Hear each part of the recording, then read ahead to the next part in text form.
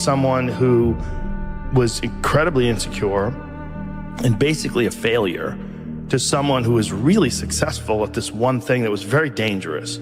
I fell in love with an essay by Strangest Loop, and it is a list of things that are not doing the thing. So here is a list of things that are not doing the thing. Preparing to do the thing isn't doing the thing. Scheduling time to do the thing isn't doing the thing. Making a to-do list for the thing isn't doing the thing. Telling people you're going to do the thing isn't doing the thing. Messaging friends who may or may not be doing the thing isn't doing the thing. Writing a banger tweet about how you're going to do the thing isn't doing the thing. Hating on yourself for not doing the thing isn't doing the thing. Hating on other people who have done the thing isn't doing the thing. Hating on the obstacles in the way of you doing the thing isn't doing the thing. Fantasizing about all of the adoration you'll receive once you do the thing isn't doing the thing. Reading about how to do the thing isn't doing the thing. Reading about how other people did the thing isn't doing the thing. Reading this essay isn't doing the thing. The only thing that is doing the thing is doing the thing. I would like to know when you're in that moment failing and you have to keep going, what do you say to yourself? What if? A lot of times I'll be in a 200-mile run or something like that, and I'm all jacked up. Body's broken, mind's broken, spirit's broken. I start to say, what if I can pull this off? When I first walked into the Navy SEAL recruiter's office, he looked at me and said, there's only been 35 African Americans in 70 years make it through. You know what I said to myself? What if I can be the 36th? It's the what if I can pull off a fucking miracle. What if I can become someone that no one thinks I can be?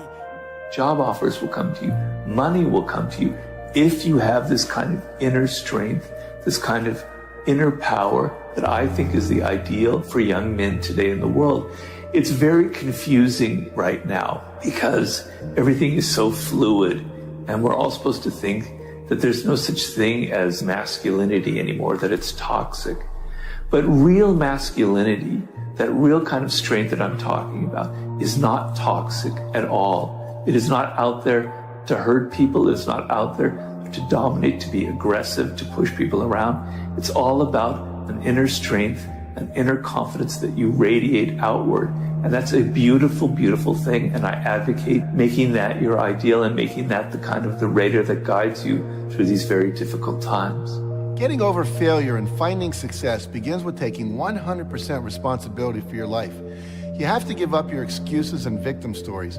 You have to drop all the reasons you can't succeed or haven't succeeded so far. I know it's a challenge, but if you want to get ahead, you have to take complete responsibility for everything you experience in your life. When we have setbacks, we get sidetracked with blame and excuses, and we give away the power of personal responsibility. You can change that. When something doesn't turn out, you can ask yourself, how did I create that situation? What did I say or not say? How did I get the other person to act that way? You may think you can't control other people's actions, and you're right. You can't. But we have a part in everything that happens.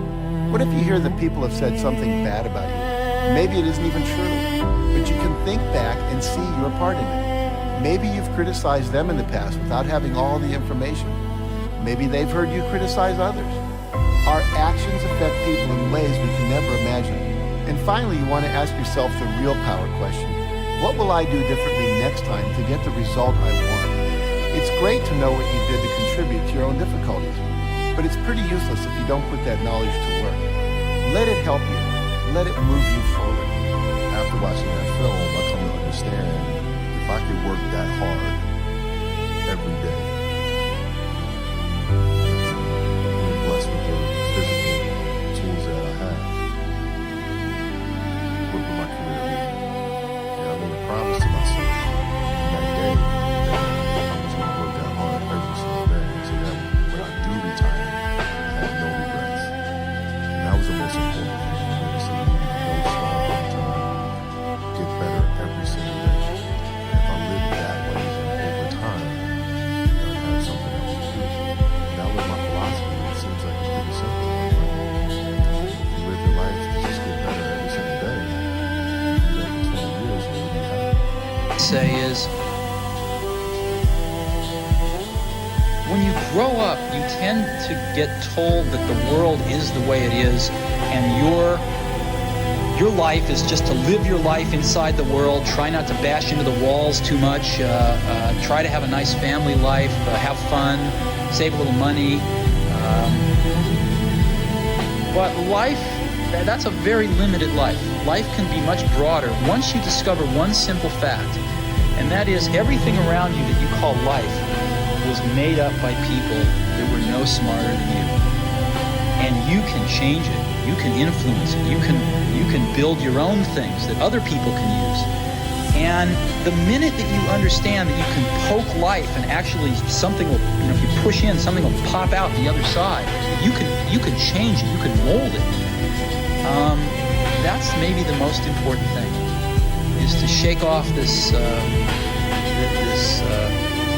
erroneous notion that life is there and you're just going to live it, versus embrace it, change it, improve it, make your mark upon it. I think that's very important. And however you learn that, once you learn it, you'll want to change life and make it better, because it's kind of messed up in a lot of ways. Once you learn that, you'll never be the same again. That kind of big decision. And I'd already talked to my wife about this, and she was very supportive of some of now 100%. Whatever you want to do, it's true. She had married this kind of really stable guy, stable career path, and now she wanted to go do this crazy thing, but she was 100% supportive. So it really was a decision that I had to make for myself. And the framework I found, which made the decision incredibly easy, was what I called, which only a nerd would call, a regret minimization framework. So I wanted to project myself forward to age 80 and say, okay, now I'm looking back on my life. I want to have minimized the number of regrets I have. And I knew that when I was 80, I was not going to regret having tried this. I was not going to regret having wanted, trying to participate in this thing called the internet that I thought was going to be a really big deal. I knew that if I failed, I wouldn't regret that. But I knew the one thing I might regret is not ever having tried. And I knew that that would haunt me every day. And so when I thought about it that way, it was an incredibly easy decision. And I think that's a very good, it's if you can project yourself out to age 80 and sort of think, what will I think at that time? It gets you away from some of the daily pieces of confusion. I left this Wall Street firm in the middle of the year. When you do that, you walk away from your annual bonus. And that's the kind of thing that in the short term can confuse you. But if you think about the long term, then you can really make good life decisions that you won't regret later.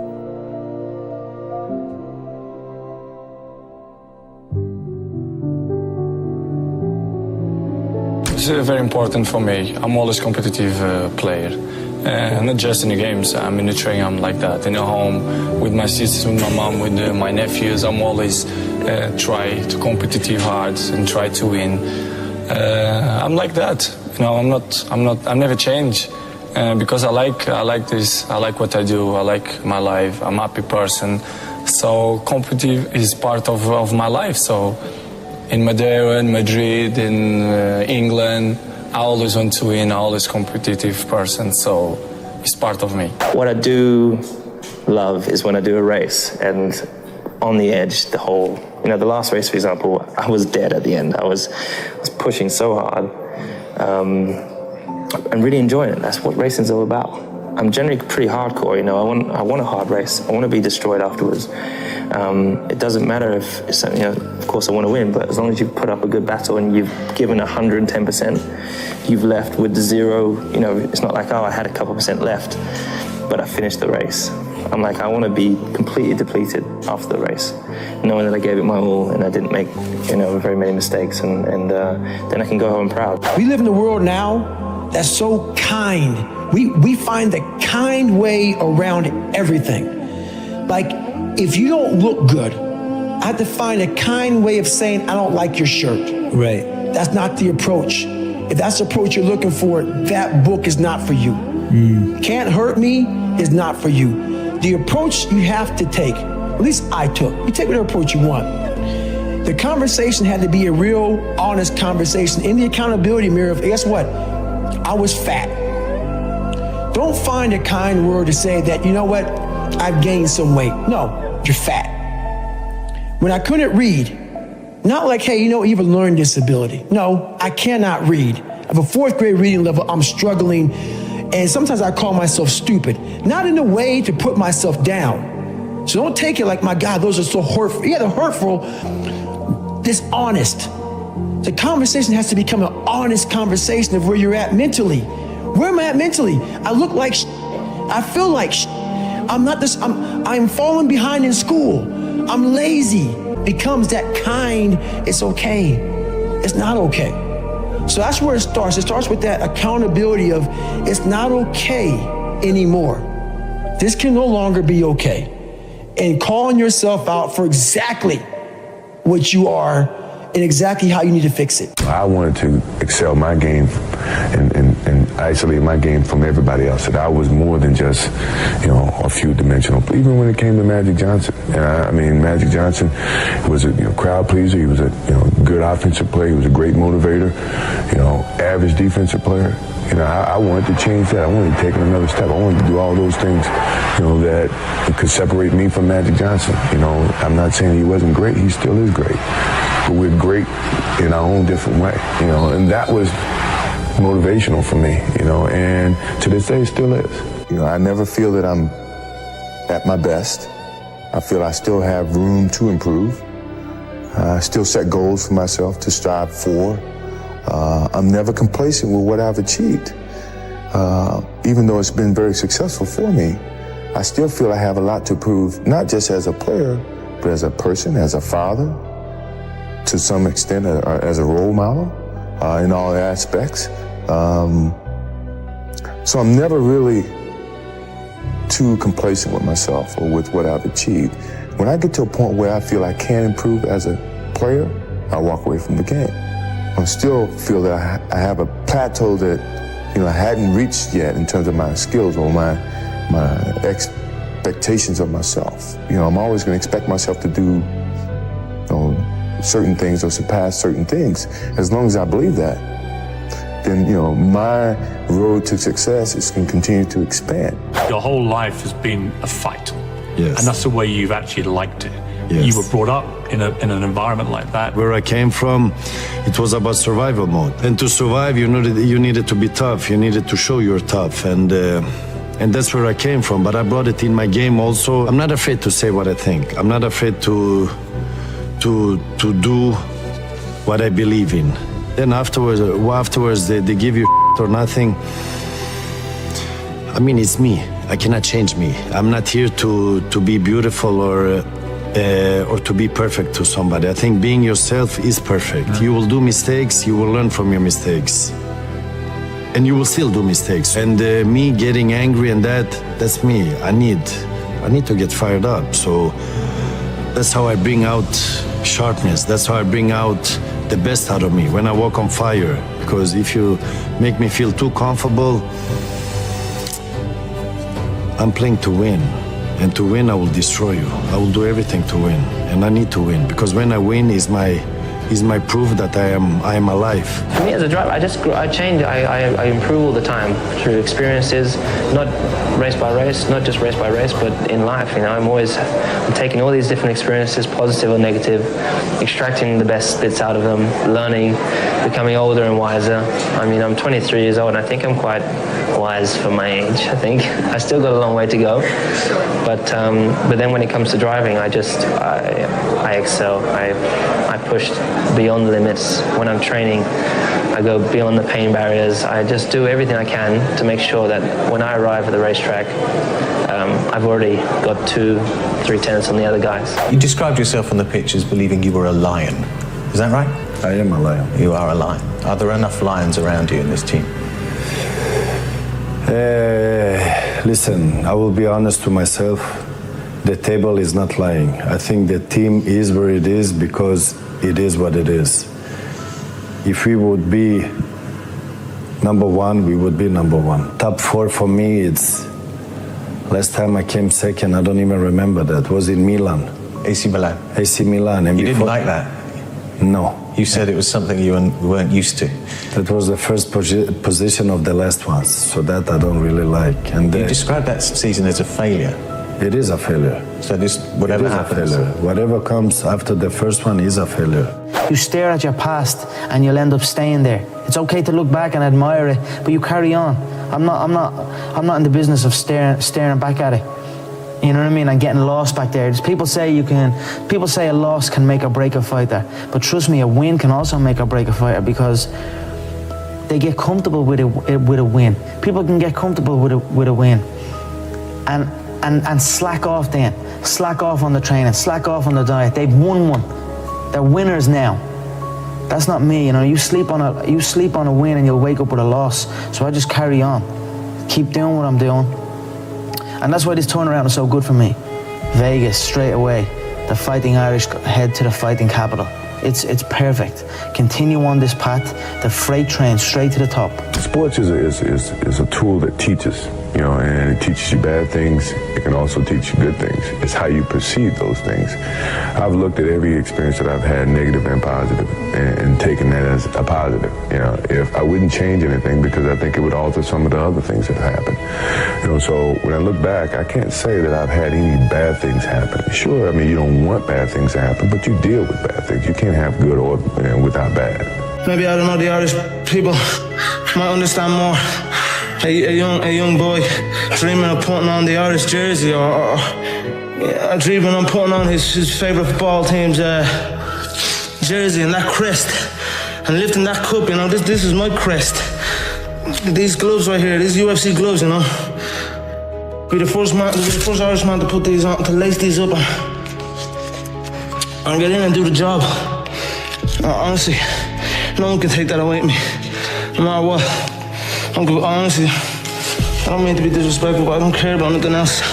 I don't know about nothing else, you know what I mean? Don't even listen to it. If I start talking about something else, just don't listen, I'm talking shit. But if I talk about this, if I talk about unarmed combat, if I talk about the human anatomy, you know what I mean? The way the human body moves, then listen. My thinking is so superior, and my knowledge is so positive, and my logic is so wise until it clashes with their mentality, which is down here and I'm up there. So by me being so high, I can see more and see farther than you. And you're looking up at me saying, Ali, don't do it. Ali, please stop me, it hurts. And you're on a job making 60, 70 pounds a week, or whoever this guy is. Never been out of the country, not known in his own neighborhood. Ali, don't do it. But I'm at such a high level until I don't think like you. I'm not like you. I know I say you, I mean the other person. But you know why they say that. I mean, it's for the best possible reasons, though. They fear and they are wary. It looks dangerous to them. That's but right. It's not really that dangerous to me. Have you ever met any of the people that bullied you? Yeah, many of them. I think I was more bullied by the media than people around me. Really? If I'm honest. But the ones who bullied you when you were young, you've met them since you were successful? I've seen them, but I haven't really talked to them because friends come and go. Because you have friends when you're young, but you will understand who your real friends is when money come in the picture. What do you feel, though, about those bullies? Do you feel I showed you, or do you feel anything? You know what? Everybody has a dream to become something. If we share the same dream, I don't have any hate for that person, because if we share the same dream, we believe in the same thing, and then I make it, you don't make it, and you treat me bad when you were young, I cannot dislike you. It's the same thing now on the field. If I fight with somebody, if I don't like somebody on the field, I cannot hate that person because we share the same dream. But is the best revenge success? In some moments, yes. Because like I describe my anger when I do things, let's say the media attack me. They call me, they say stupid things about me. They say things, because remember, I played when you didn't have digital platforms. So I could not react like the way we can react today, because you can do whatever, you just use digital platform, you get your saying. On my time, I had to wait. I had to wait until I see next time that person, and I would say it in his face, or I would catch him and I would do something there, and there was no limits there. Have you hit journalists? No, but I've been close by to have that anger to hit them. But I didn't come so far because I was always like, it will come back to me. You are pretty good about celebrating the victories along the way and celebrating yourself. I talk about it with my fiance every single day. I talked about it with her 2 hours today. I said, we were touching. Shut up and just think for a second. Let's stop. Because all we did was talk about this and this. I go, no, enjoy this for a second. We have to take time and realize what we've accomplished here. That's an evolution for you, man. Huge, but that's a very different David Goggins than even from a couple of years ago. Huge, because you have to, what is it all about? I'm gonna keep on grinding. That's not what I'm saying. What I'm saying though is you have to respect what you've done. Take a second, not live in it, not sit around and say, I'm good. Sit back and say, let me look at the vantage point now that I'm at. That's why you reset the vantage point. Get the tactical advantage. If you get the tactical advantage too quick and start fighting, you gotta take a second to take observation of where I'm at. What have I done? Am I in the right spot? I'm obviously in the right spot right now. Now we can go back to fighting. You know, I'm sure Henry will tell you, any fighter that knows what's happening, you really can't plan a fight when you're meeting a man you've never met before, right? You just have to get your tools ready. Here's a car stops on the highway. They call the AAA or whatever and say, my car's broke down. What it is, the lady, she don't know it's broke. Well, the man comes with all the tools and he come equipped to handle whatever the problem is. An astronaut goes into space and he pretends that something happens to the ship before he take off. He gets out and he works on it. He's not looking for something to happen, but it might happen. So I just had everything ready. Now, after the first round, being here with a top professional, a man so great, had so many knockouts, never been defeated, never been even scratched, I didn't know really how good he was. So I had to come in, actually a little nervous, and with everything ready. After one round of dancing, I found out that this would tire me out. So I would have to resort to ropes. I figured that out after the first round. So I said, I'm gonna go to these ropes, and I'm gonna let this man throw everything he can, let him tire himself out. He might look like he's winning, and if he don't hurt me, I'm gonna stay here. But if he should be as great as they say he is, if he hits as hard as they say he hit, when he hits you and breaks your arm, he knocked out Joe Frazier, I couldn't do it, knocked out Ken Norton, he was a big bad giant before the fight, you remember.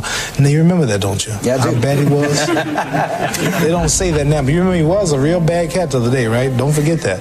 Now, after I found out he didn't have it, I stayed there. But if he had what I thought he had or what they said he had, I'd have kept running, hoping I wouldn't get tired. The first year was the first year like I'm at McLaren. I've got the two-time world champion. He just won the championship 2006. 2007, he's got number one in his car. I'm going to be number two because that's how it goes. And I remember sitting, testing, just studying. I've got to make sure that I somehow would have matched this guy. I believe in myself that somewhere in me there's the speed to keep up with and beat this guy.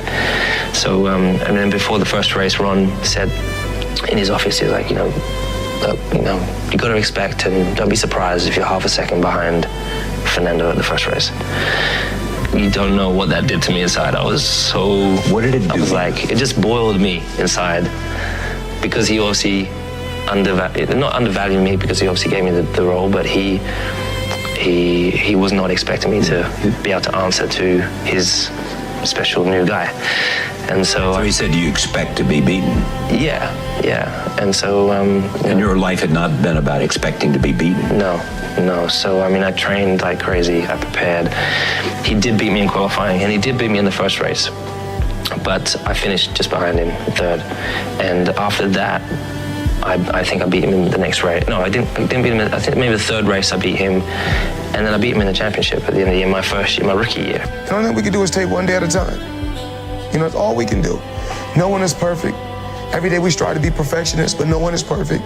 I make mistakes. I've said things that I shouldn't have said when I was younger. I've done things that I shouldn't have done when I was younger. I'm not perfect, but we live and we learn.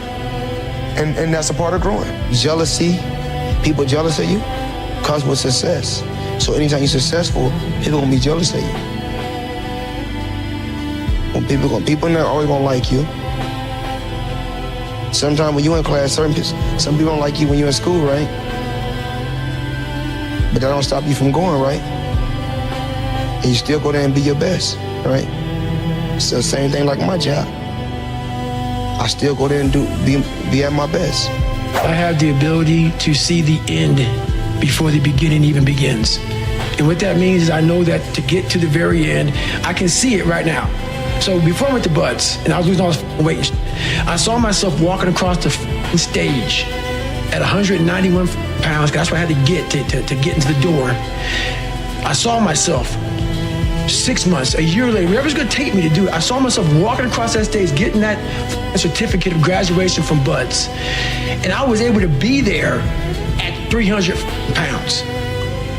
And that feeling that I was nowhere near that feeling, I was able to put myself there 1,000,000 times every day. And that feeling of like, my God, that is gonna feel amazing.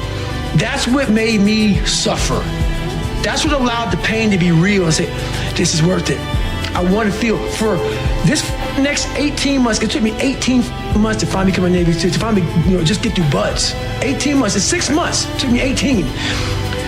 That's what woke me up every morning was, I'm gonna put myself through this much pain and suffering for a few seconds. That's all it is.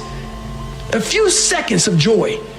And it's so worth it, man. That's what people don't get. So I'm able to put myself at the finish line, even though I have no finish line, but at the finish line of an event before I even start the and say, how are you going to feel at the end of this? Visualizing is my biggest tool of life. That's why I've been able to put myself in cold water, put myself in a 100-mile race millions of times before I've done it. And I'm able to go through the race and see how I'm going to feel at mile 50. Almost to the exact feeling. Right, so when it comes up, it's no surprise. It's no surprise. I've already done this 1,000,000 times. Mm-hmm. I mean, I think I just had a game plan. I had a brilliant game plan. The game plan was to be very outspoken. I was born with personality. I was born with charisma. Speak my mind. Speak from the heart. I don't hate or dislike anyone. I want to go out there, and just do what I have to do inside that square circle. Choose a tremendous team on the outside that's going to help me take things to the next level, and that's what I did. How do you apply that to business? So what you've learned in boxing, the lessons, being a champion, how? That's interesting because you have to know in business, as in boxing, you have to know how to market yourself. Yeah. You have to know what's going to allow people to fill up the seats. Yeah. And my situation came about, I was the killer. I was the psycho tough guy. I was the anti-hero. I wasn't a good guy, I wasn't a bad guy, just, what I was. Yeah, dangerous. This is a dangerous sport, boxing, and it's about making as much money you can and taking the less risk as possible. Yeah, well, what do you view yourself as? Businessman all the way, entertainer all the way. I never think about, I'm the champ of the world. I never think about that stuff because I won't be able to move forward. How do you think then sports and business can be similar or related? Sports and business are the same. It's two ways. Sports, like me, right? Yeah. I'm the show. Now I'm the business. Yeah. So that's show business. Yeah, exactly. Before I was just the show. Yeah. Now you got the full story. That's it. Now you got the full story. Yeah. When I first met, because we didn't talk about punching and moving your head, we all talk about the psychology of boxing and the psychology of fear. And he had the psychology of fear down to a science. It was all psychological because I believe boxing was 90% psychological and 10% physical. And I was pretty much a psychological fighter, even though I would come across fierce. That's all part of the psychological game, intimidation, being the tough guy, and all these antics. And it was very successful towards me. You said, I read a quote that you said you love business as much as basketball. There's no way that's true. It's 100% true. There's no way. Basketball was your life, your passion, everything. You're telling me you love doing business as much. If you could, basically snap a finger and be 25-year-old Kobe or the Kobe today, you wouldn't go back and keep playing basketball? No. A lot of people doubted me. Thought I was either faking an injury or didn't want to play for a team. And that was disappointing to me that was out in the media, because I love the game of basketball.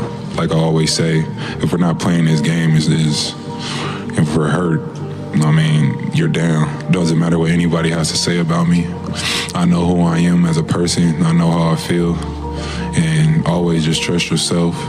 And that was my goal and my focus. And,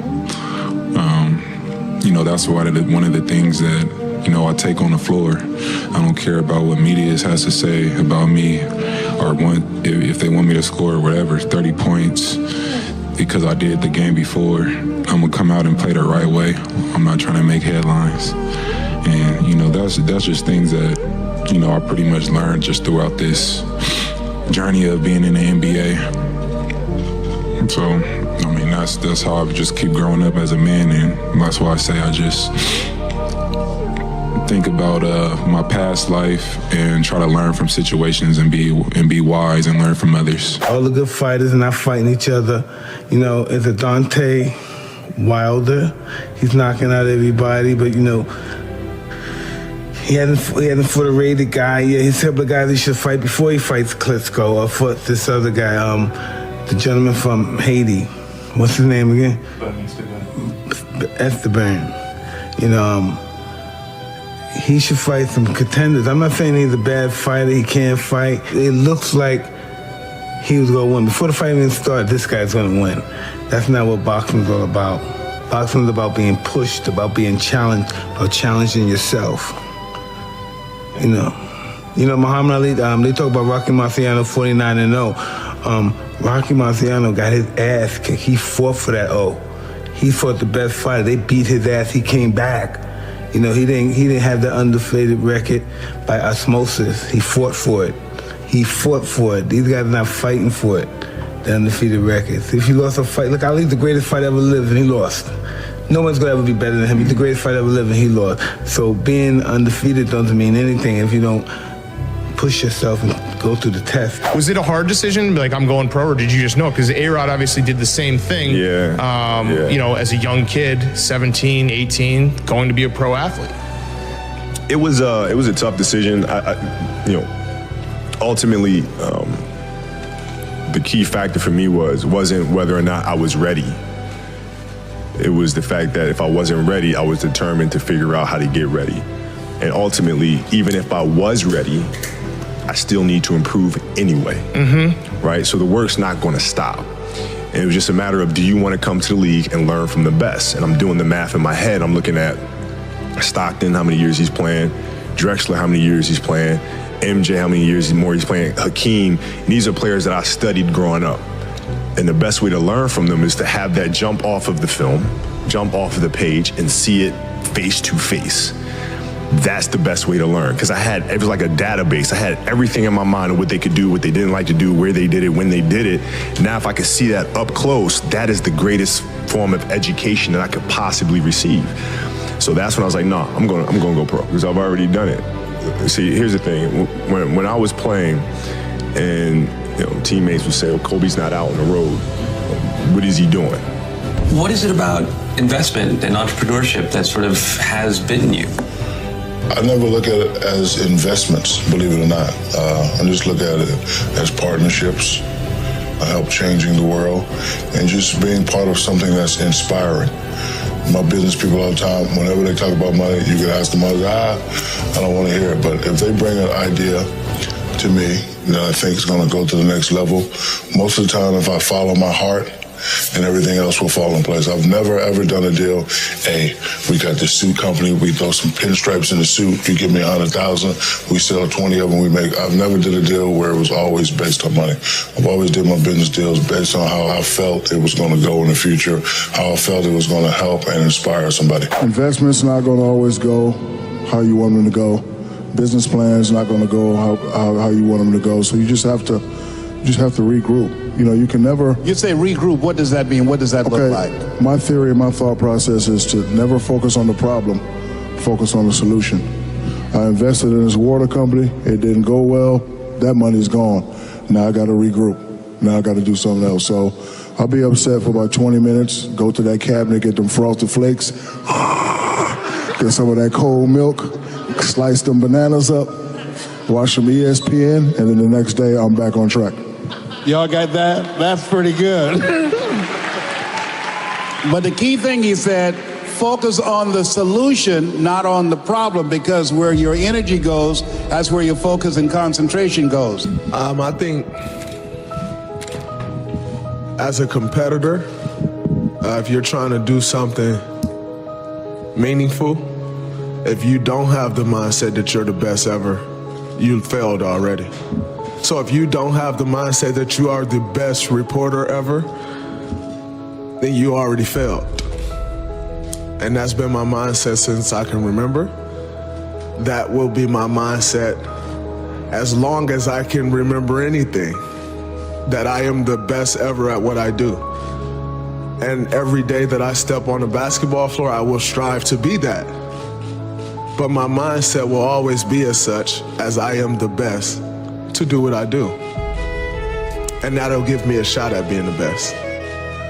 But before you can ever reach anything, you have to believe it. You don't just mistakenly become great at something. You probably at one time or another, believe that you can be great at that. And then you work to get great at that, and you reach that greatness. But you don't mistakenly become great. And then you start to believe, oh man, I'm great at that. No, you believed that before, and you work to get that. So I always believe that, and I'll work every day to reach that. What have the last 2 years taught you, changed you to get from there to here? Man, just always trusting yourself. That's what I learned. And, you know, once things go bad, there's only so many people that's going to be on your side. And, man, that's it. Just really trusting yourself and just keep working out, have faith, and, good things happen to good people. A lot of our games this year came down to this last stretch. Fortunately, I didn't able to help us every time, but with me, it's just my mindset, just being able to still take the last shot or, take the shots that are big down the stretch. It doesn't bother me if I miss or make it, so I'll just keep going, and, I think the next one always going to go in. What did you know and learn at the end of your career that you wish you knew at the beginning? Understanding empathy and compassion. Because as a young kid, when I came in the league, it was like, I'm driving this way, and either you're going to be on the train or be on the track. Right? There was no such thing as understanding that people have lives outside of the game, which apparently I did not. But like, if I understood that at an early age, it helps me as a leader to communicate better. I came to understand that later, and getting to know people on a personal level. What are their fears? What are their insecurities? Right? What are their dreams and ambitions, desires, those sorts of things? When you come to understand that about a person, then you can help them reach the best version of themselves. So I wish I'd known that earlier. There's 200 people or 150 people that start the class. There's 100 helmets of people that quit. Grown men whose dream it was to be a SEAL that get there, that did all this physical training and all this preparation and signed that dotted line and committed to 6 years, and they show up there and they get to that training and they ring that bell. No one knows who's going to make it through that program. The only way to know what's in the core of a human being is to rip that thing apart and see what's in there. And until you rip it apart and see what's in there, you don't know. What does it take to not ring the bell? Don't quit. People always ask me, what should I concentrate on? What's your advice for me going to Buds? And don't quit. Don't quit. Like, train hard, don't quit. Well, if you want to be a good leader, you have to understand human nature. And the places where human nature reveals itself most clearly are times of extreme suffering and inhumanity. I had a bunch of hard-headed, very determined, thick-skulled guys that You know, I had to get them to do what I wanted them to do. I had to get them to want to do. Trust is built on relationships. Relationships are built on trust. If you don't trust me, we don't really have a relationship. My first platoon, we were doing a training operation. We get into this tactical situation. Everyone in my platoon is focused on one area. Everyone's looking down their weapons, waiting for a threat to expose itself, which means you got 16 guys looking down their weapons, and I'm waiting for someone to make a call. I was a new guy. I'm waiting for someone above me in the chain of command to say, hey, move here, or hey, move forward, or make some kind of a decision. And as I'm waiting, no one's doing it. So I'm a new guy. I'm scared to say anything, and I know I shouldn't say anything, so I'm just waiting, and no one's giving an order. No one's giving any direction. So I wait longer. And this goes on for probably 30 seconds or a minute, which is a really long time when you're trying to take down a target. And finally, I said to myself, all right, I'm going to see what's going on. So I actually point my weapon at the ceiling, and I take a step back, and I just look around. And I see that every single person in my platoon, including my platoon commander, including the assistant platoon commander, including the platoon leading petty officer, everyone is just focused on their weapons, and no one's making a decision. And I can see this. And because I'm looking around, and I'm detached from the scenario, just by 8 inches, I stepped back and looked around. I can see what decision needs to be made. And so I summoned up as much courage as I could as a new guy, because new guys don't make decisions. And I said, hold left, clear right, which is a basic command that we had rehearsed and you would practice. And I expected someone to say, shut up, Jocko. But instead they repeated the command. They all said, hold left, clear right, which means we were going to execute it. And sure enough, the guys on the left held and the guys on the right cleared, and we got done. And instead of someone saying, hey, you need to keep your mouth shut, like one of the more senior guys said, hey, good job up there. Way to make a call. So I looked at it and I said, wait a second, how could I have, as a new guy, have made a decision in that situation that was better than what the more senior, more experienced guys were making? And I realized it was because I took a step back and detached from it.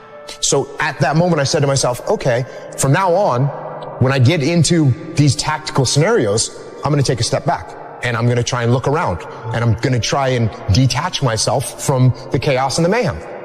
And I started doing it all the time. In every tactical situation, in the land warfare, in the mountains, in the urban environments, I was doing it all the time. And I was able to see what was happening. It was like a superpower to be able to see what was happening and make decisions. And so then I actually started doing it when I was having conversations. And if you and I were in a disagreement and you started getting emotional, instead of me getting emotional back at you, I would just take a step back and be like, oh, okay, he's really concerned about this. Why is he so concerned? What does he see that I don't see? And I started actually just detaching all the time. And that became a very powerful tool in leadership that I use to this day. My second platoon, our platoon commander, the guy actually in charge of the whole platoon, he's not very experienced. He didn't listen. He didn't take advice. He didn't take guidance. Everything was like his way or the highway. And we had a mutiny inside of our platoon. We went to our commanding officer and said, hey, sir, we don't want to work for our platoon commander. He doesn't listen. He's arrogant. And eventually what ended up happening was this guy got fired as our platoon commander. And that left an impact on me because as I'm watching this going, I'm thinking to myself, why don't we like this guy? Why doesn't anyone want to listen to this guy? Why don't we want to follow this guy? And the reason, because he was arrogant and he didn't listen and he didn't give us any ownership of everything. Everything was about him. And that would have made an impression on me. That would have left a mark. But the mark got left even more clearly because when that guy got fired, the guy that came in and took over for him was like, I hate to use the word legendary, but he was a pretty legendary SEAL, had a ton of experience. He'd come up through the ranks and he had been stationed at every different kind of SEAL team. And he took over as our platoon commander. And I kind of thought to myself, well, he's going to take over because we're a bunch of mutineers and they need to put someone really strong that's going to whip us back into shape. So I was anticipating that we were going to have this super hardcore guy. And this guy shows up and he's got a nice smile on his face and he's super humble. And I remember one of the first things he said to us was I look forward to working with you guys. And I was, that word right there, I'm going to work with you guys. Not I'm in charge, I'm glad I'm taking over, I'm glad to be your commander. It was nothing like that. He said, hey, I'm looking forward to working with you guys. So all of a sudden it was totally different. And he started putting us in charge of things. Instead of him coming up with a plan, he would say, hey, you guys come up with a plan and let me know how you want to do it. And all of a sudden, we had all this ownership, and that made me reflect on the way the first guy had acted compared to the way this guy had acted. And I realized how important it was to be a humble leader and to listen to other people and to give ownership to other people. In the 3rd platoon, it was a good, solid platoon, and we had a good platoon commander, and we were out in the desert doing some training, and some targets popped up, and we started engaging the targets like we're supposed to, and everyone gets in the prone position and is returning fire. And I did what I had been doing this whole time, which was detach. I kind of took a step back, shot a couple rounds, then kind of pulled back and looked to see what was going on. And I saw the call that needed to be made. And I gave the platoon commander a couple seconds to make a call, and he didn't make it. So, I made the call. Peel left. And everyone said, okay, peel left. And we peeled left, and we left the scenario, and we got our distance, and then we stopped the training exercise, and we did a little debrief. And during the debrief, the platoon commander, he said to me, well, why did you make that call? And I said, well, I could see what we needed to do, and you hadn't made a call, so I made the call. And he goes, well, I actually didn't want to peel left. I wanted to assault the target. And right there in that split second, I kind of thought to myself, well, like part of my ego flared up, and I was kind of thinking I could have said something along the lines of, well, you need to make a call faster. If you're not going to step up and lead, then I'm going to do it. Like, I could have said that. But I realized at that moment in time, wait a second, I didn't need to make a call. The problem could have developed more. But for some reason, I thought that I needed to be the guy. And I said, no, you know what? You don't need to be the guy. You're a leader. You need to support your leader. And it's not about you. And what you have to do is subordinate your ego and be supportive of the person that's in charge, and you move forward together as a team. Because that's what it's about. It's not about me. It's about the team.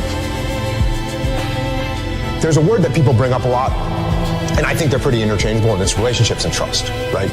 Trust is built on relationships. Relationships are built on trust. If you don't trust me, we don't really have a relationship. If you want to be a good leader, you have to understand human nature. And the places where human nature reveals itself most clearly are times of extreme sorrow, pain, suffering, and inhumanity. And if we don't recognize what causes that, where that comes from, and that it's actually possible, then it's bound to happen again. I went 5 straight years without missing a single day of workout, 365 days a year. Every single day I was in the water. There are days you're not going to want to do it. I mean, everybody has those days. But it's what you do on those days that help you move forward. Winning is in all of us. Everybody wants the end result, but what you have to endure to win, no one wants to talk about. If you know that you were destined for something, then you can withstand the setbacks, the difficulties, the bullshit, criticism, and all the other things. Everybody can compete when they're feeling good, happy, excited, but it's the best people who can overcome when they're tired and sore. Mental power that the greatest athletes have can push all the pain aside. The first time I met Stephen Curry back in 2007, and it was after his freshman year at Davidson, which was before he blew up. No one knew who Stephen Curry was after his freshman year. But I remember there was a few things really remarkable about him. But the most impressive thing was at the end of the first workout, he came over to me and Steph said, will you rebound for me? Because I don't leave the gym until I swish 5 free throws in a row. I mean, he was conditioning himself to be in that state. He was conditioning himself to do that and to not accept anything less. And, one of the reasons I think he'll go down in history as the best shooter we've ever seen is his ability just to move on to the next shot. But at the root of it is you want to be the best. Yeah. You love competing and you want to dominate. The greatest athletes in the world don't make excuses. I wanted to do something that nobody had ever done before. And that started with a dream and a goal. I wanted to be the greatest of all time. And I think I always felt like I wanted to be good at everything I did and be great at what I did. And I never expected to be as good as I was. No matter what you do in life, where you're at, this is what winning takes. And it's in all of us. We all have fear. But if you harness it, it takes you to places that you couldn't even imagine. There's mistakes, there's regrets, there's sadness, there's joy, there's frustration, there's sorrow, there's heartbreak, there's elation. It's all part of it. It's all part of life. You know, I said to myself, I'm going to do this and no one's going to stop me. And I think that's the biggest thing. In order to win, you have to be seen. Winning is everything. It's everything.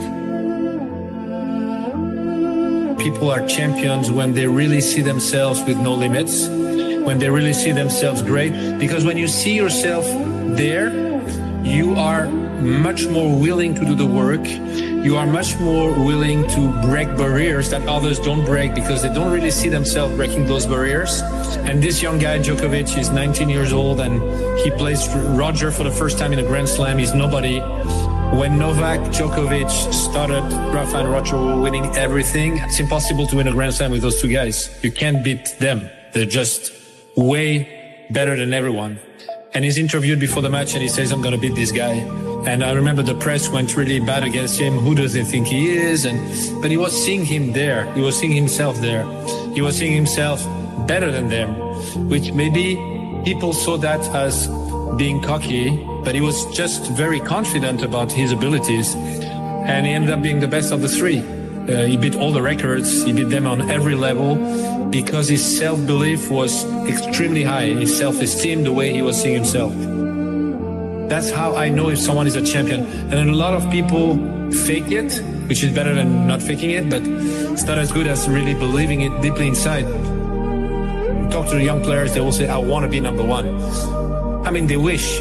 Yeah. The ones who really want to, you know, because they're not only saying it, but they're putting on the work. And this is a big difference because when you really believe you can get there, it's much easier. It's never easy to work hard, but in a way, you are willing to do everything to get there. When you wish it, you do things halfway or you don't do it fully. So that's a big difference. But when you look at the road to winning, people look at you and they're like, you're a success. But your road has so many more steps. Those steps are infinite. Sometimes you get to see them, sometimes you don't. Sometimes they're there, other times they're wobbly. You don't know if that next step is going to be there, but you have enough belief in yourself to say, I know it's there. I'm going to take that step. I may miss the step. I may fall. I may get scraped. That step may go in a quicksand, but I know there's another step. I know it. I believe inside me that there's another step that I have to take, that somebody else isn't making me take. Those steps are infinite. Winning is infinite. Those steps are infinite. Of course, if your self-esteem is big, like huge champions, I mean, legends like Serena or Venus, and I had this discussion with Richard Williams, their father, and he told me my main focus was to create two young ladies that were believing in themselves in general.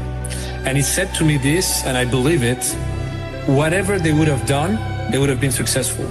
We chose tennis, but if they would have wanted to be runners or singers or whatever, they would have succeeded because they had this incredible self-esteem that they have.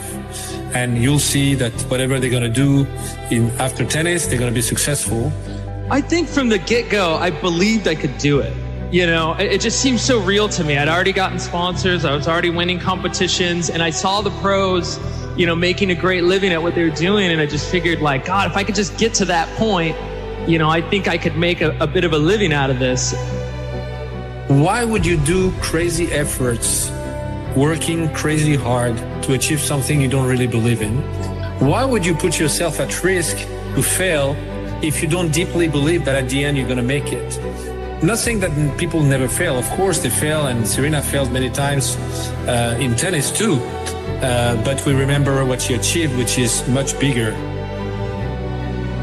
The great Serena Williams. I mean, I just never think I'm going to lose. I just don't want people to think I'm too cocky or anything. And you're only as good as your last win. So I hate losing. I mean, that's no secret. So, but you gotta lose. I feel like every time I lose, I get better. And I think it's important for me to have losses. Just the fewer, the better for me. I think a lot of people just, they see you run and they say, oh, it looks so easy. It really looks effortless.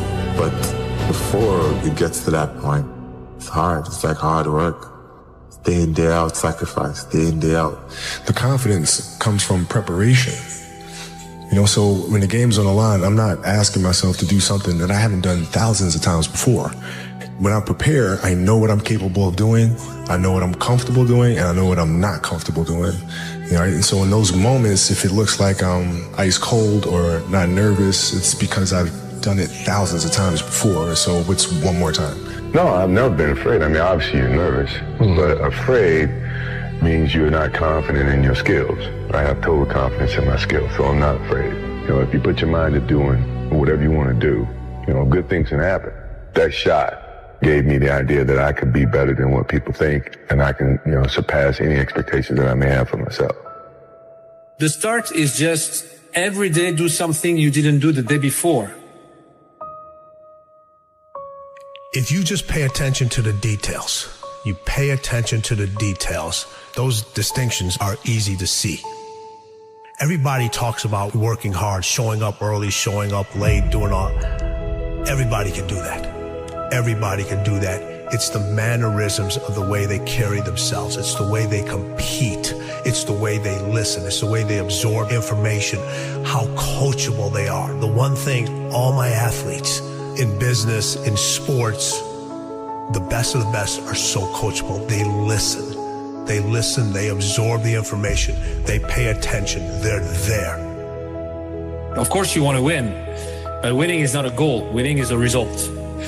The goal is, what do I focus on? I focus only on things that I can control. Winning, you cannot control everything, but there are a lot of things you can control. A lot of things happen.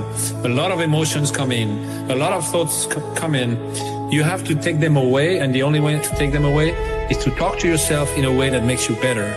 But you also have to make efforts every day, and you do, to have those small victories and build yourself as a person that is able to achieve his dreams. By no means have I never made a mistake. I made lots of mistakes, both in and out of the pool, and you know, I've been able to learn from every one of those mistakes, and I've been able to, you know, help people not make the same mistakes that I've made. So keep going. You're doing the right thing. If you sit in failure for too long, you will never come out of it. So the first part of my success was learning how to fail properly. You have no fucking idea how great you really are, because you are using such minimal of what you have. It became a way of living. So how I do every day is how I do every day. It's a discipline. It's a regimen. It was a choice I made. And the choice I made was, what are you willing to sacrifice? And what are you willing to give up to find every bit of who you are as a human being? And I was willing to give everything to do that. But when you put that practice in, every day you lace them up, and I don't mean run, it's just a metaphor for life. When you lace them motherfuckers up every day, pretty soon you win. Pretty soon you'll fucking win. If you have the courage and the heart and the dedication and the mindset about everybody can go fuck themselves, the heck is gonna fucking suck. And that's what I realized. Life, that's why I wanted to come on here today. I didn't want to come on here and talk about no fucking passion and purpose and how to get the fuck out of bed and how to hit a fucking alarm clock and all this catchphrase bullshit. Because that wasn't how I lived. That wasn't how I lived. I woke up like every human being does and goes, fuck, man, I'm a fucking piece of shit today. How the hell is this going to work out for me? And you fight that. You don't override it. There's no override button. It's the conversation in your fucking, in your head. So how do you do that? We don't have enough of these conversations about the real conversation that every human being is having. And they have no idea how to get out of it, but they do. It's that shit right there, man. You gotta build your will. Most people are missing something because they don't know who they are. they never examine themselves. They've never done this experiment on themselves. The lab rat, we're all lab rats, but you're also the scientist. You create your own self. Most people are missing something because there's so much trapped in there. I don't even want to say potential. I think that's word used out too much too.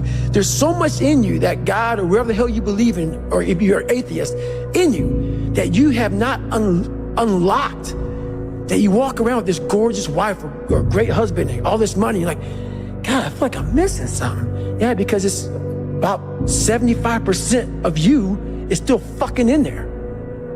Still chained up because you just didn't want to find your willpower.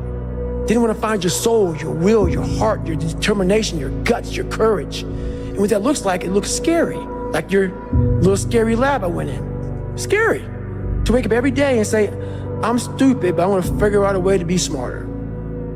Versus saying, man, I just can't do that. So you limit this box. So your box becomes so small of things you can do. My box wasn't even a box.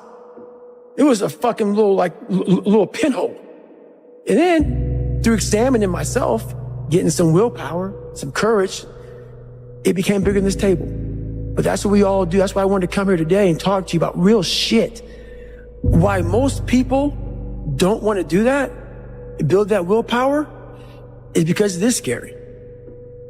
It unlocks a whole bunch of things about who you are and who you're not. And a lot of people don't want to go down that journey to discover who they are and who they're not. Because it's not a pretty journey. I mean, I've gone down it. It's not like I went down it once. I go down it all the time. And when you unlock that, and you can't just turn it off. Like people say, hey, well, how come you haven't retired yet?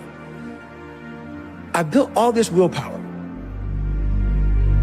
Do you think it's gonna let me just retire because my knees hurt?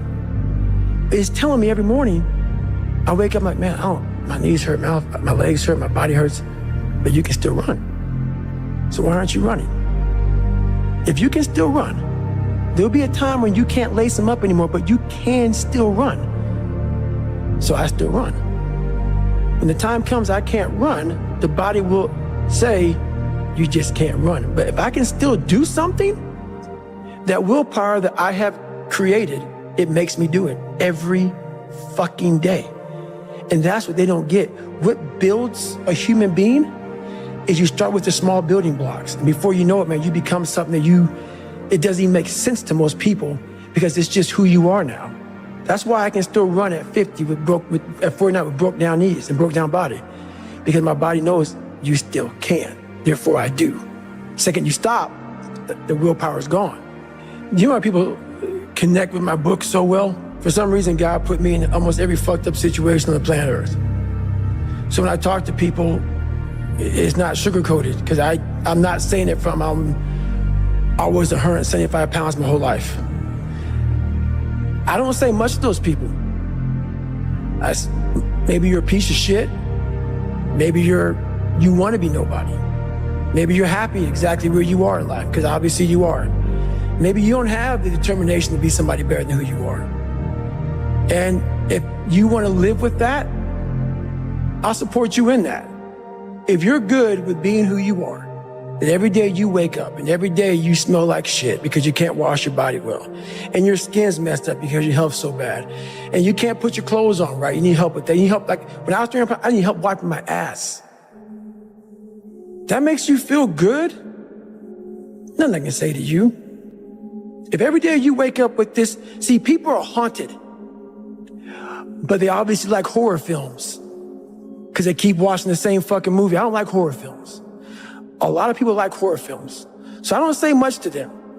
I say exactly what I said to you, right there. Because I was once you. I didn't like horror films, so I changed it. Some people are just, they become, like you said, it gets real small when you're lazy and you're fat. Your will, their will is so small that they don't have any, and you can't give it to them.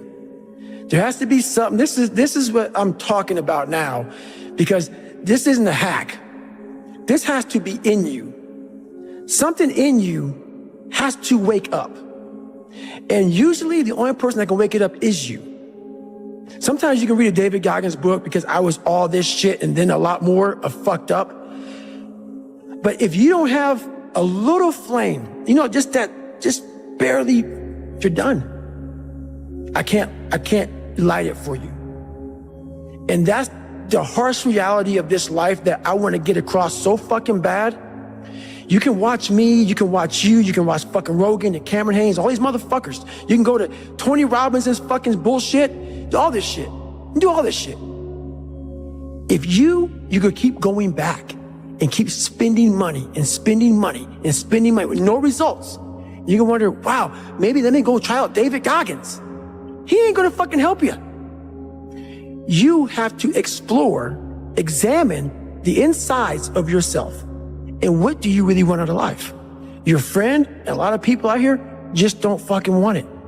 So guess what? Have fun with your life. Go from 3 to 350 to 400 to 450 to 500 because you don't want it. And that's the harsh reality. I can't give you shit. You can't give them shit. I can give you ideas. At the end of the day, when I was losing the weight, I had to miserably wake up every morning in the cold because it was Indiana, November when it started. I was miserable. This is your new life. Take it or leave it. There's no happiness about it. There's no peace behind it. It sucks. It just fucking sucks. And that's the one thing, if I could teach anybody anything, it just fucking sucks. And it's gonna continue to suck. And then one day you'll get to a special part in your life that it might get a little bit better. But to lose the weight you have to lose, my friend, sorry, it's gonna suck every fucking day. Because then when you're 300 pounds, you're gonna go out to lose weight, you could probably get injured. So then you gotta work on the injury, and then you get even more depressed. This is what I went through. And then you're hungry because now you're depressed. It's just a vicious cycle. And if you're not strong mentally and you have no willpower, you're gonna continue falling back in this hole versus the man that sits back and goes, all right, motherfucker. This is why I cuss, because this is what is in me. This is what it took for me to be me. Sorry, it didn't take, hey, okay, we're gonna do this today. No, this fucking really sucks. This is real, dude. This is real. And every day, I'm set back. So this is what I would tell your boy. This is exactly what I tell him. Every day you wake up, you're gonna probably be set back for the first 4 weeks before you lose just significant weight because of the mind is gonna be fucking with you the whole time. There's no dopamine. There's no dopamine in there at 300 pounds. You got nothing. Your hormones are shot. You have to envision something that is more powerful than you. Something has to get you out of bed. And you have to create it. It has to be false. Because you're not it. You're a fat piece of shit. And that's the reality of it. So you have to create a false reality to live in that just to get to work on yourself. That's the reality. Because what I've done is in the fucking unseen work, I built Frankenstein. So whenever shit gets nasty, David Goggins goes, you had nobody anyway, motherfucker. So see how I'm talking myself right now? That's me. That shit fires me the fuck up. That shit makes me fucking nuts. You had nobody anyway, motherfucker. Look around you. There was no fucking team. It was you. There was no weight loss program or mom and dad waking you up saying you can do it, you can be better, trying to build belief. You built belief when you had nothing. Rock bottom. You did that. So as times get hard for me, the truth comes out. And my truth is powerful as fuck. It's real. It's tangible. I feel it. It comes out of my brain as I speak about it. I'm reliving every single dark moment of my life to be here. So that is what people don't get. That is what motivates David Goggins, is the unseen work. But everybody needs that pat on the back. They need that training partner. They need that accountability coach. I don't need that shit. And neither do they. But it's what we've trained ourselves to believe that we need. You're not looking at the truth in front of you. The truth in front of you is it sucks. It's painful. It's fucking mind-numbing. And that is the truth. And that's why a lot of people don't like listening to me. Because this is what it takes. Creating another voice and sometimes going at it alone. All the time going at it alone because no one's gonna believe in you. That's that. I had to stop giving a fuck about people. That was the biggest thing. I had to stop caring what people thought about me. I realized that everybody's fucked up. That's the one thing I realized. I walked around and I put these people on a fucking pedestal. Everybody was better than me. So I can't tell you anything about me because you're gonna judge me and I'm gonna feel even worse than what I am. What I realized, once I calmed my mind down and sat back and looked at how jacked up this world is, once you realize that you are not alone, everybody that's talking to you about how jacked up you are, only thing they've done better than you is they've hidden their fucked up world better than you have.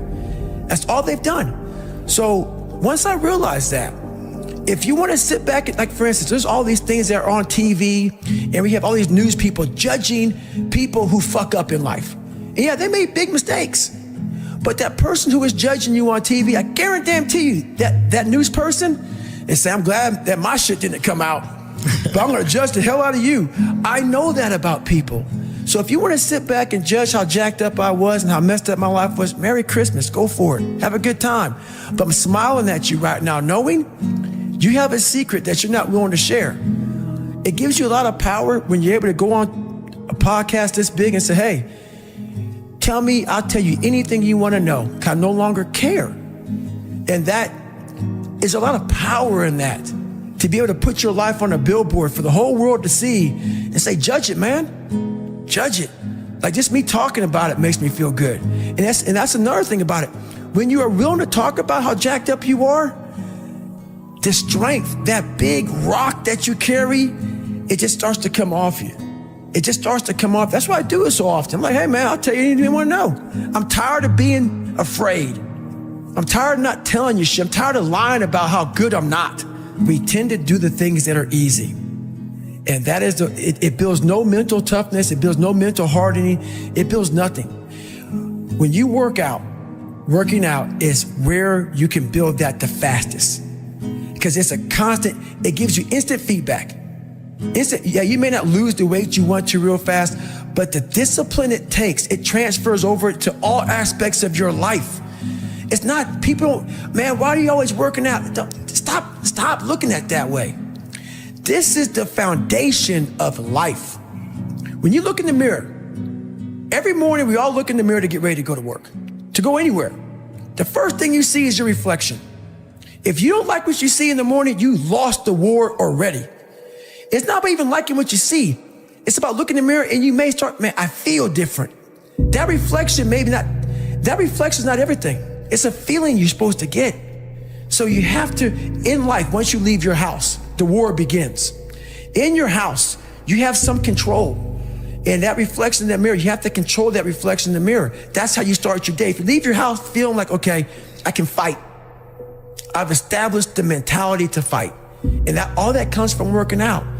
It's not just from, you can't find that in the office. There's a lot of them out there. But most of them are that way for one big reason. They can't see themselves doing it. They can't see themselves doing it. It's one big reason. The other reason is a lot of it is jealousy. When you set these humongous fucking goals and they see that you're getting at it, let's say, for instance, we have a family. Let's say we're all a big family here. All three of us, all four of us are a big family. And every fucking morning I'm getting up training for a 200-mile run. And you see me get up at 4 o'clock in the morning and all you fuckers are sleeping. And by the time I get done running my 30, I come home just getting up. How are you gonna feel about yourself? A lot of times when you're an overachiever and you have people, that's what I talk about the mediocrity thing. A lot of our family members, a lot of our friends, they're mediocre. There's always those couple of guys who are uncommon, who wanna be better. But you make that mediocre motherfucker feel like shit. Whether it's your mom, your dad, whoever. You make him feel horrible. I've been there. I'm speaking from experience. You got somebody around you, man, who's trying to be better, and you don't have the drive that they have. It's a constant reminder of how fucked up you are. You have to know that that's what it is. Anybody in your course not saying, man, get after it, brother, I'm so proud of you, they have a problem with themselves. Because all you're trying to do is achieve more.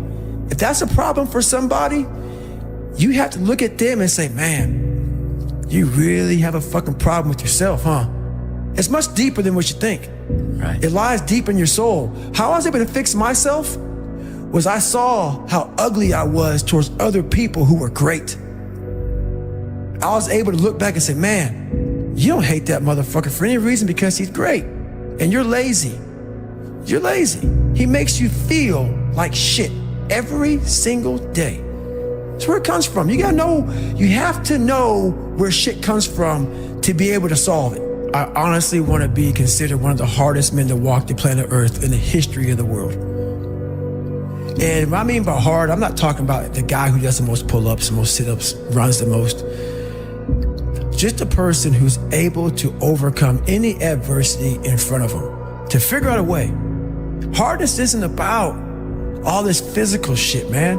Yeah, it helped me get to where I'm at.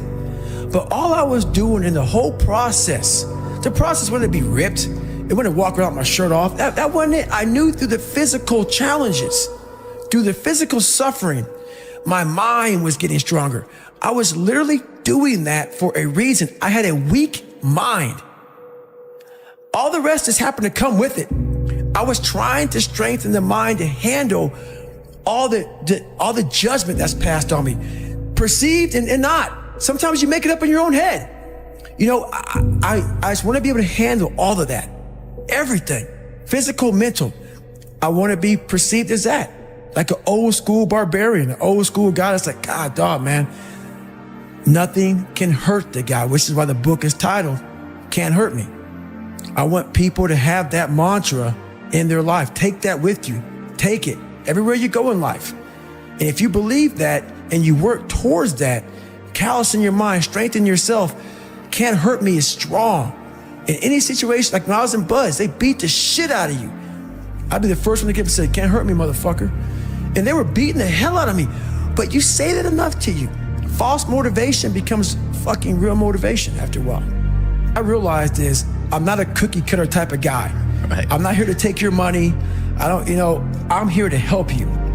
If you're coming in to work with a guy like me, who knows that you have to have thick skin to get better, you have to call yourself out. If you're fat and you're fucked up, I want to hear that.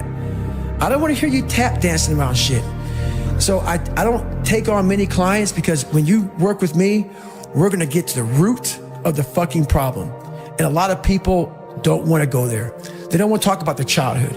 They don't want to talk about their past. They want to get to the root of the problem, and then they go, why am I not getting better? Because there's a lot of shit in there you haven't dealt with, brother. You know, people go to the gym, like for instance, going through any kind of special operations school. These people go to the gym, they get big, they get jacked, they can run fast, all that shit. But the only thing they're doing is they're coding over the mind. All you're doing is building a bigger, stronger quitter. Your mind hasn't gotten any stronger because you haven't gone back in there and dealt with shit. So the second adversity comes, like, my God, I'm so fucking fit. What's wrong? Your mind is still soft. So I work on the mind. It's hard for me to respect people who are able to come into that world and leave. Sure. This is a fucking lifestyle, man. Like, and people wonder, why am I not achieving more? It's because all of us, once we achieve something, we celebrate for a long years fucking time. And we wonder, why don't I have drive anymore? Where's it all at? If you don't develop a routine of suffering, and suffering is not like go out and kill yourself every day. It's being uncomfortable. Yeah. That keeps you hungry every day. If you live in your victories for so long and say, I'm going to go challenge myself for 30 days or for 2 weeks or run this one marathon. And it ends, I did one marathon. Okay. That's why it leaves you. It leaves you because you haven't set up the next obstacle. Obstacles is how you grow. You must continue to have friction. Friction is where growth is at. With no friction, there's no growth. Make up your own mission statement. What do you want to be in life? And once you do that, now you can work with somebody to get better. You can work with yourself to get better. But until you know what you want to stand for, you will always just be sitting down. You'll never stand for anything. But guess what happens? That alarm clock goes off at 4 a.m. to train.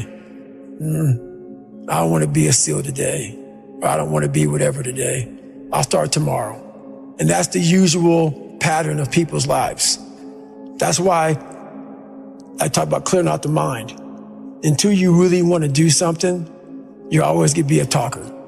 You always going to run your fucking mouth. So if you wake up in the morning and you don't want to do something, you don't care enough about yourself. And that's what you need to really research is, man, why am I not doing this for myself? Because that is the number one purpose in life, is to better oneself. All those things of comfort are there in that 1 second. And this is where people lose.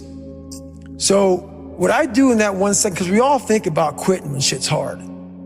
But what you have to do in that 1 second is hard to process information during pain. Because that pain takes over and you can't think rationally. You're thinking about fight or flight, save yourself. That's not a rational thought. It's not a thought that's going to get you through hard times. Most people fail that 1 second. So what happens, what I do in that 1 second, and there's a bigger process to all this, but in that 1 second, I physically stayed in that water. Because if I get out of the water, I quit. So I physically stay in the water, but mentally, I'm on the fucking beach with the fucking instructors.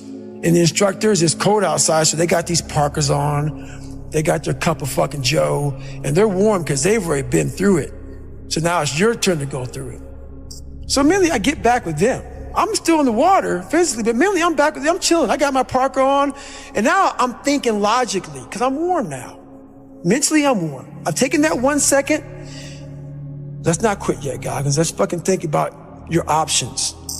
Where are you going to end up if you quit this shit? Where are you going to go? What are you going to say to yourself? Because you know you're going to get warm. The second you get out of this water, you could take a shower and you could be warm. And in 5 days, you could be out. So I start thinking logically. I calm my brain down because your brain just wants to get the fuck out. Ring the bell, push your helmet down, get warm, and then you're really fucked. And these are the things you have to think about in a 1 second decision. So that's what that's all about. It's about gaining control of your mind, putting things back in the proper perspective, and then saying, I really do want to be here. And I'm going to have a bunch of these 1 seconds through this 130-hour journey. And I have to learn to control these. Because if I fail one of these 1 seconds, I will not be a SEAL. I will not be a doctor. I will not be a lawyer. I will not be whatever the fuck it is. So that's how important that 1 second decision is. It's all about your mind takes control of you. You have to say, fuck you. I run this motherfucker.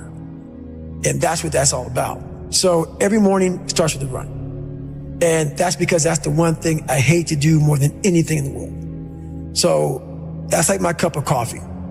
And I'm all about armoring yourself. So the second you leave your house, and the second you open your phone, the second you do any of that shit, you are now letting in poison and cancer. So I make sure a lot of things you can't avoid. So as I get up, I start to armor plate my mind and body. Like a person's going to war, you put your body armor on. That's what I'm doing on that run. I'm waking up and I'm giving myself all this armor. So when I come out in the world, now look at that phone, I'm ready. I'm not waking up late. I'm not rushing around. I'm not disorganized because I know I'm gonna get hit in the fucking mouth. There's an art to getting hit in the fucking mouth. And that is why these things are important. You have to wake up and you have to give yourself belief. You have to give yourself confidence. So it starts with that run. A lot of people sit back and they dream about being a sports figure, or dream about being a SEAL, or dream about being an astronaut. And all it is a motherfucking dream. They don't put the work behind the dream. That dream has become their fucking master. When you become the master of your fucking dream is when you say, I want to go be a Navy SEAL. And you say, okay, I'm going to lose 106 pounds in less than 3 fucking months.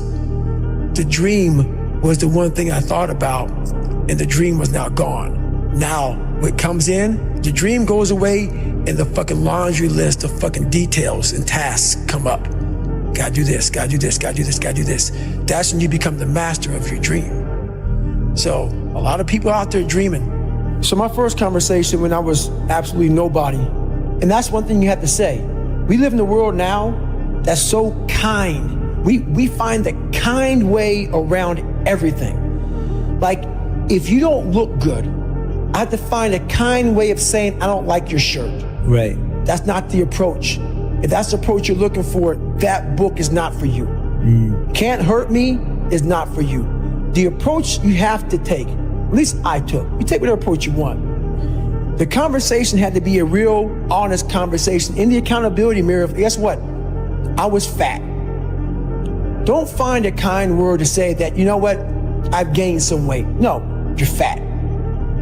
When I couldn't read, not like, hey, you know, you have a learning disability. No, I cannot read. I have a 4th grade reading level, I'm struggling, and sometimes I call myself stupid.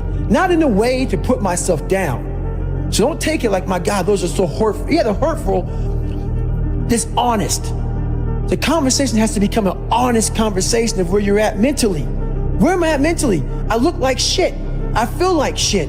I'm falling behind in school. I'm lazy. My house is a mess. You have to look at what it is and call it what it is. Don't find words to make yourself feel better, because that's what, so we hang around people that make us feel better, that tell us what we want to hear, not what we need to hear. And so we stay away from those people.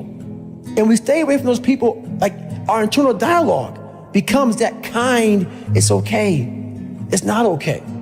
So that's where it starts. It starts with that accountability of, it's not okay anymore. This can no longer be okay.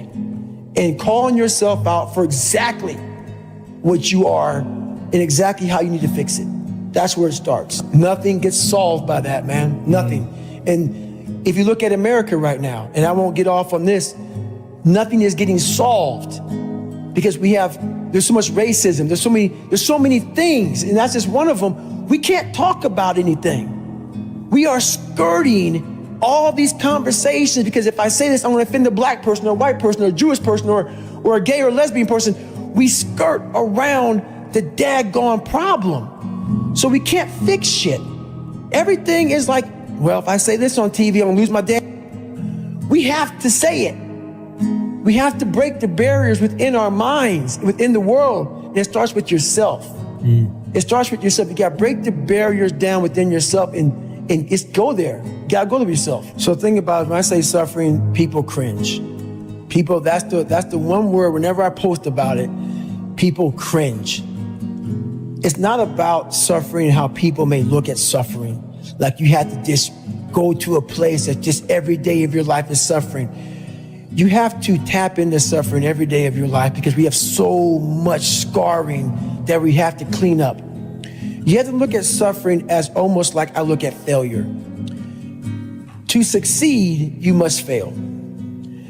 In failure and in suffering, all the answers are in there. All the answers to all the test questions. The test is your life. All the answers are in there. You don't have to live in suffering and pain and failure all the time. You have to learn, I need to visit it. Like people hate working out. You're only going to visit working out maybe an hour a day. 23 other hours of the day, you're not in it. But how you become in shape is you must visit suffering, visit working out 1 hour a day. Visit suffering 1 hour a day. Visit your past failures 1 hour a day. The relationship with it is the answers are in there.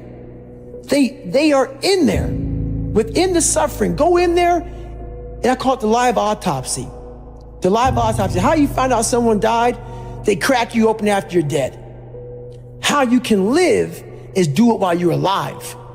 Go back in your brain, crack it open while you're alive. Don't wait until you're fucking dead to figure out why you died. Do it while you are living. Go in there, go into the suffering, go into the pain of your life and say, why did this suck for me so bad? Why am I afraid of all this stuff? Why have I shut down the whole world I guarantee, I'll tell you why you shut down the whole world. It's in these nooks of the suffering within your brain, in the scarring, are all the answers to why you are on the couch feeling sorry for yourself. They lie within the scars. Visit them for at least an hour a day, study them, and then you'll find out more about yourself. You will then grow. So don't look at it as every day I suffer. Go into it an hour a day. Learn from yourself, learn from life, learn from your failures, learn from your insecurities, learn from your self-doubt. Don't just say, I'm afraid to jump off an airplane. What makes you afraid of it? Study it. That's why I studied my mind. Why I became so powerful in the mind, because I realized I was weak. So instead of running away from the mind, I dove into it and said, what is making me weak? Oh, this makes sense. I came from hell. I came from a place that beat me down to nothing, which is why I'm afraid. All this makes sense. So systematically, one by one, I went back and met every single person in my mind, every situation. There's a lot of cookie cutter shit out here in this world. Oh, discipline, wake up early, take a cold shower, fuck this, fuck that, whatever. It's all fucking bullshit. It's not. But what they don't teach you within the cookie cutter is like our minds are like a fucking garage. And the garage, if you open a garage and it's all cluttered up, it's all fucked up, you can't put your car in there. You got fucking boats and you got fucking kids' toys and shit everywhere. But if you organize that fucking garage and you put everything in its rightful spot, you can pull that car in there. You can put 2 cars in there. You can put bikes in there. And that's like with the mind. People talk about discipline and fucking determination and fucking, repetitions and all this shit. Consistency.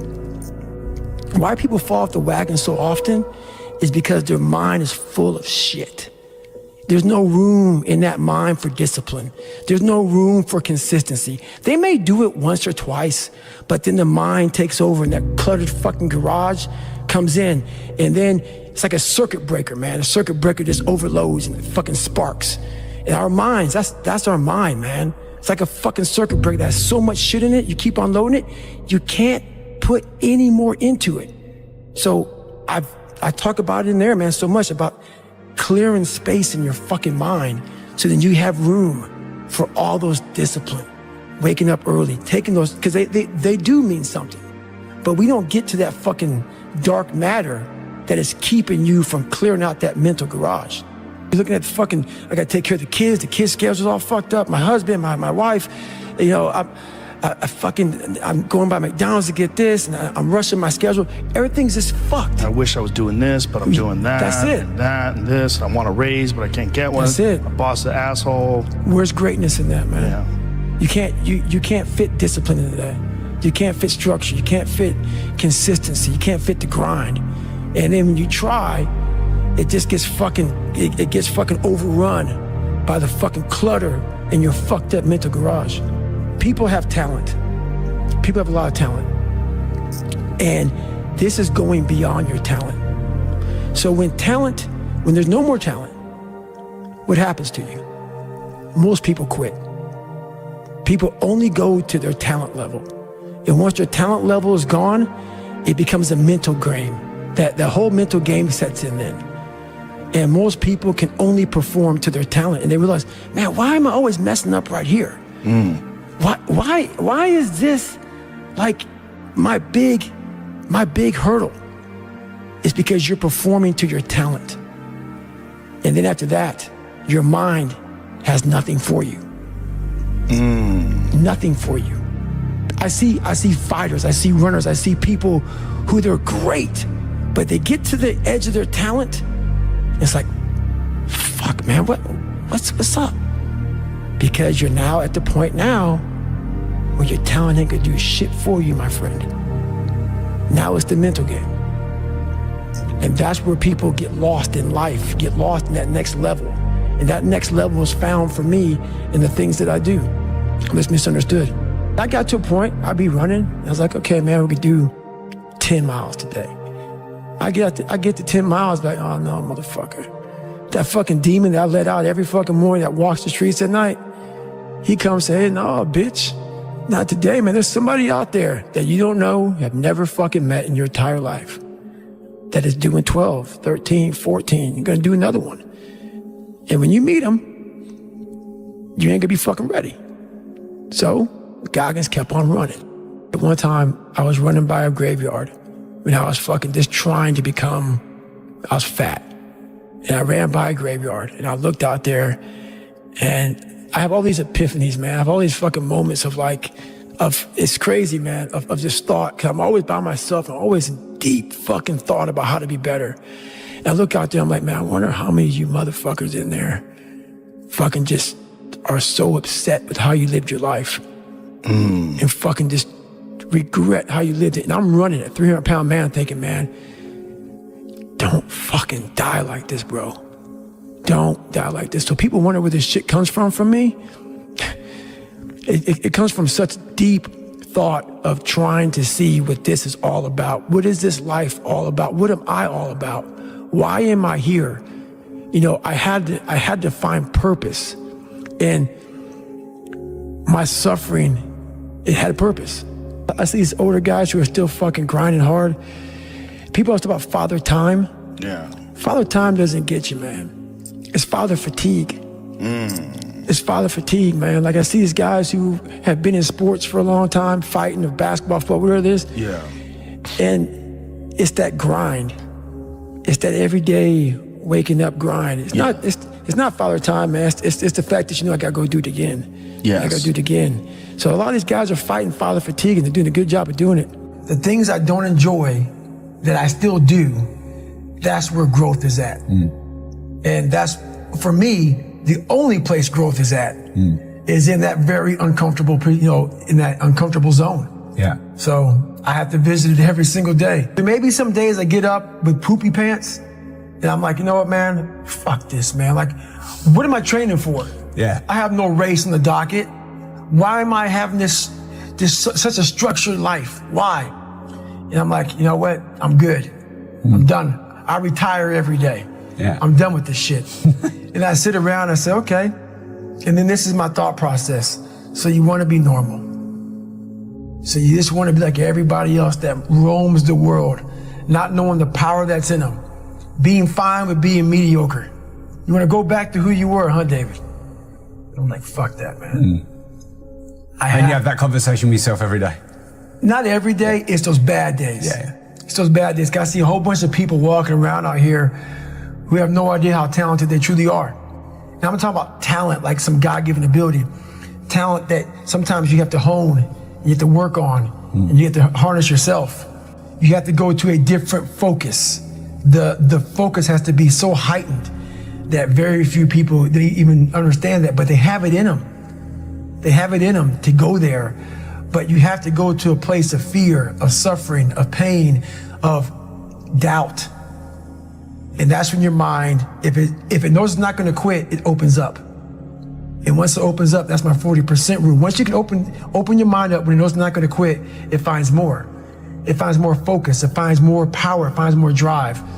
And that's what gets you through the 31 miles. That's what gets him so hyper-focused on that one little nodule to put his finger on. And that's what you find in those moments. But without those moments, you don't know what you're capable of because you're living a very structured life without risk. I'm gonna explain this to you. I had big dreams. A lot of us have big dreams, big goals. And when you have goals that are maybe outside your reach, you have to know that getting to that goal, you're gonna have a lot of bad days, a lot of setbacks. So like when I was losing 106 pounds in 3 months, the first 2 months or first 2 weeks, it's like I was gaining weight. You know, I would lose a pound, gain 2. So I was just failing. I kept failing and kept failing and kept failing. So I had to teach myself how to fail right. And what that means is when I fail, I can't spend much time in that fail zone. I have to be able to get up and get after the next day just as fast. Because my goals were to be a Navy SEAL. I don't have time to stay here and feel bad for myself for weeks and months and years because I'll lose that time. So the big thing is know that if you have big goals and big dreams, along the way, failure is going to happen. So how fast do you get up from that? And you got to teach yourself that. But the biggest key to success in anything you do is you got to have an unlimited supply of fucking fuck you.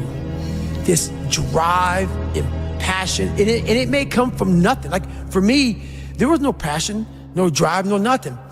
But I had this fire that I'm gonna be somebody. And it has to be there because on all those bad days and all those days you don't wanna do shit, you have to be your own motivator, your own coach, your own trainer, your own everything. So to do that, you have to come into work, and work is whatever your work may be, ready to go. And what that means is you may have failed miserably yesterday, but you come to work like, be like, man, you just lost everything. How the hell are you just fucking damn motivated? Because this is what it takes. This is what the fuck it takes. And you gotta get it from wherever you can. Whether you make up this illusion of your life or this false reality that gets you motivated, whatever gets you motivated, it's gotta be here at the tip of your brain at all times. Because in those dark moments, you gotta pull it out. So that's the big thing for me, man. I was always fired up at all times. There's people in these different, programs that do it for 30 days. Right. And there's a lot of programs that are 30 days. And 30-day programs are good, but it's kind of a hack. Because while they say it takes 3 weeks to develop a habit or there's always this hacky shit. I'm gonna tell you right now, 30 days ain't gonna do shit for you. The permanent, you wanna make it permanent. Permanent, you start talking about a year, 18 months, 2 years, that's a sacrifice. And when you commit yourself to something for a year, you're not gonna say, oh, I'm gonna let that go. Because in your mind, you have it clear as day. That year took a lot out of me. That year built me. That year started to scrape away all that scar tissue. Started to clean me up. 30 days doesn't clean shit up. 30 days just kind of covers up, put a blanket over it. It's like putting a rug over it. A year, it cleans you up nicely, man. Whatever your problem is, if you can dedicate yourself for a year to something, you could be a changed person. What it was, my first question was, okay, what are you willing to give up? What are you willing to sacrifice? What are you willing to forgo? Because a lot of people, like this guy came in one time, I was a trainer, and he goes, man, I can stop doing anything but my frappuccinos. I go, fucking leave. Because I'm looking for that person like me. People, it's hard for people to understand how I lost 106 pounds in less than 3 months. I sat down at the table and I said to myself, what are you willing to give up? Everything. And when people come to me with that kind of mindset, I can work with you. When you are willing to strip yourself down to nothing and give everything, that's who I want to work with. Because now I can mold you into exactly who you want to be. When you put these restrictions up, and that's why my first question is, how bad do you want this? If it's as bad as you want to live or breathe or sleep, whatever the hell it may be, I can work with you. But a lot of people, most people don't want it that badly, which is why they always ask the question, man, how did you get to where you are? You know how to do it. You know exactly how to be you or how to be me. You don't want to do it. So I can't make you do it, and nor do I have the time or energy to force you into that place that I know you have to be to do it. There's no luck in this game, man. It may be a little bit of luck, but the luck happens after you bust your ass and you put yourself in that lucky situation. Luck doesn't happen. You put yourself in that situation where luck might fucking happen. And that's what people don't know. But to get there, luck ain't gonna happen.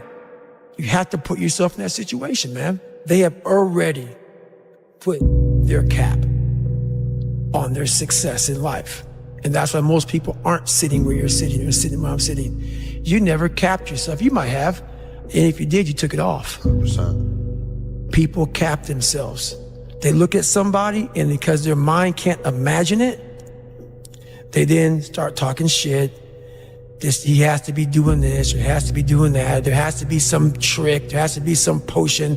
This is bullshit. No, it's because you cannot allow your mind to open up for the possibility of it can be done.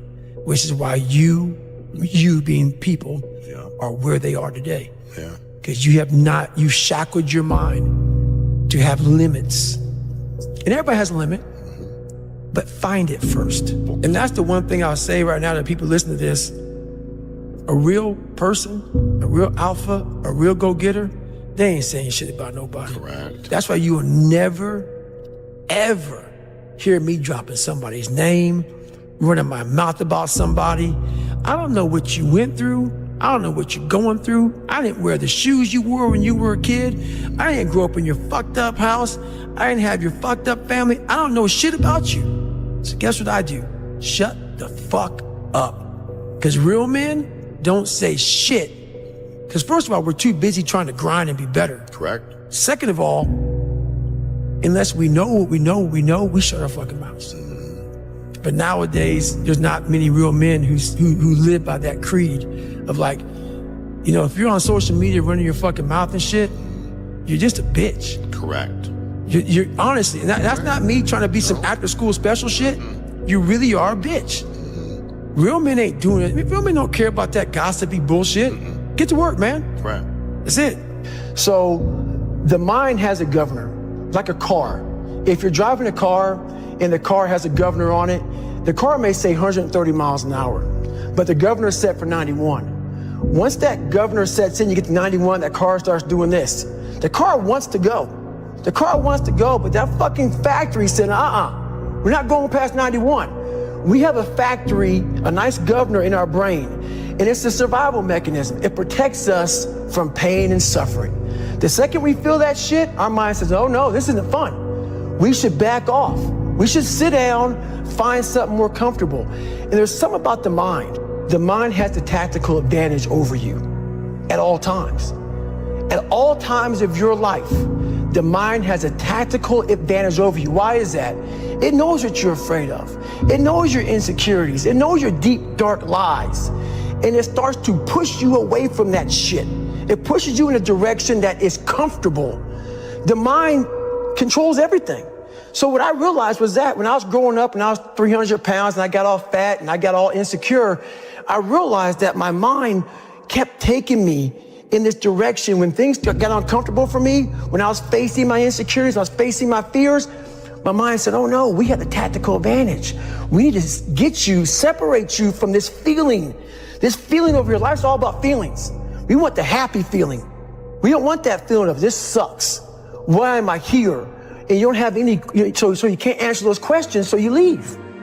I started realizing that if in that moment, you can answer those fucked up questions and you are now in charge of your brain versus your brain ruling you, that's where all that stuff comes from. So the 40% rule is all of that. You get to 40%, your brain says, we're done.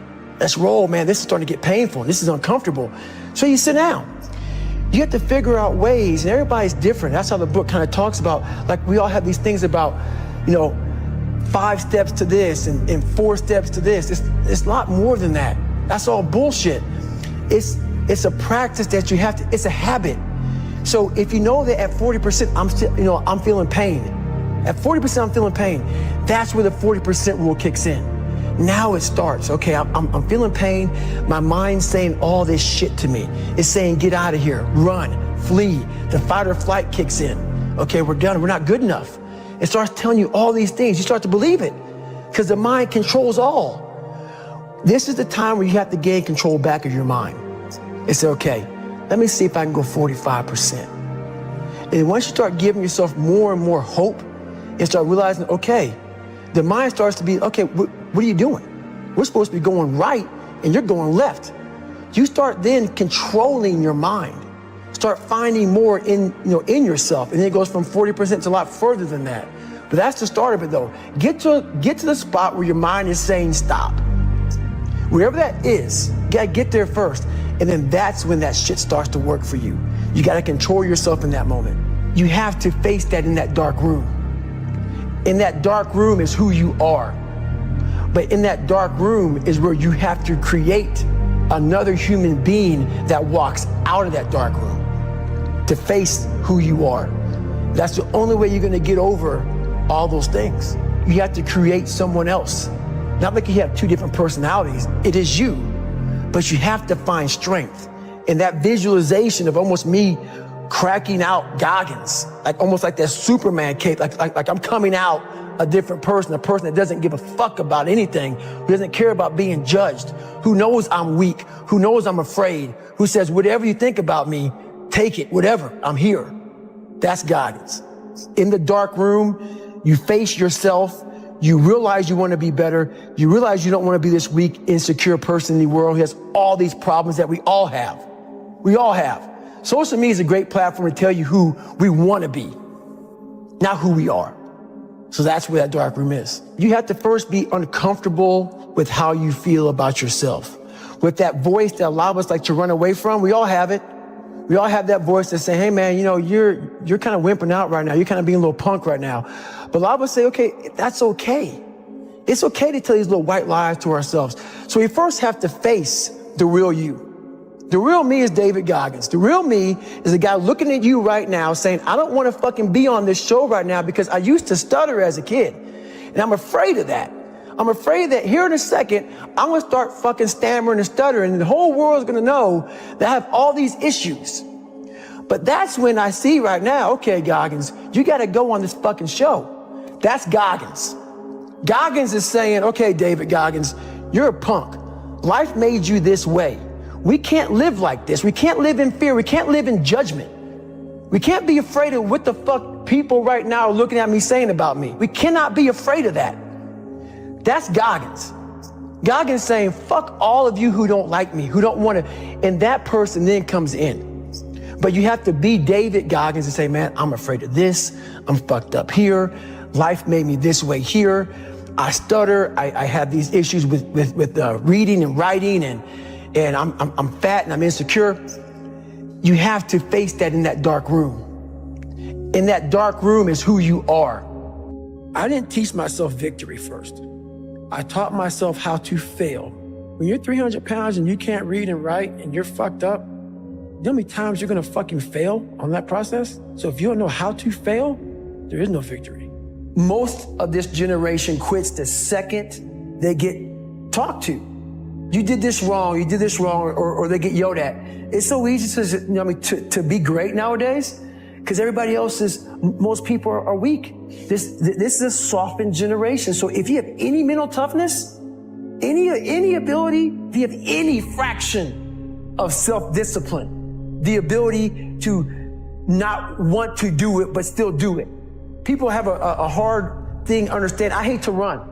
And what makes me so crazy, it doesn't anymore, is people go, well, why do you run if you hate it? What are you talking about?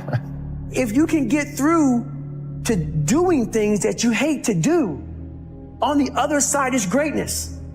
That's what people understand. By me running, I am callous in my mind. I'm not training for a race.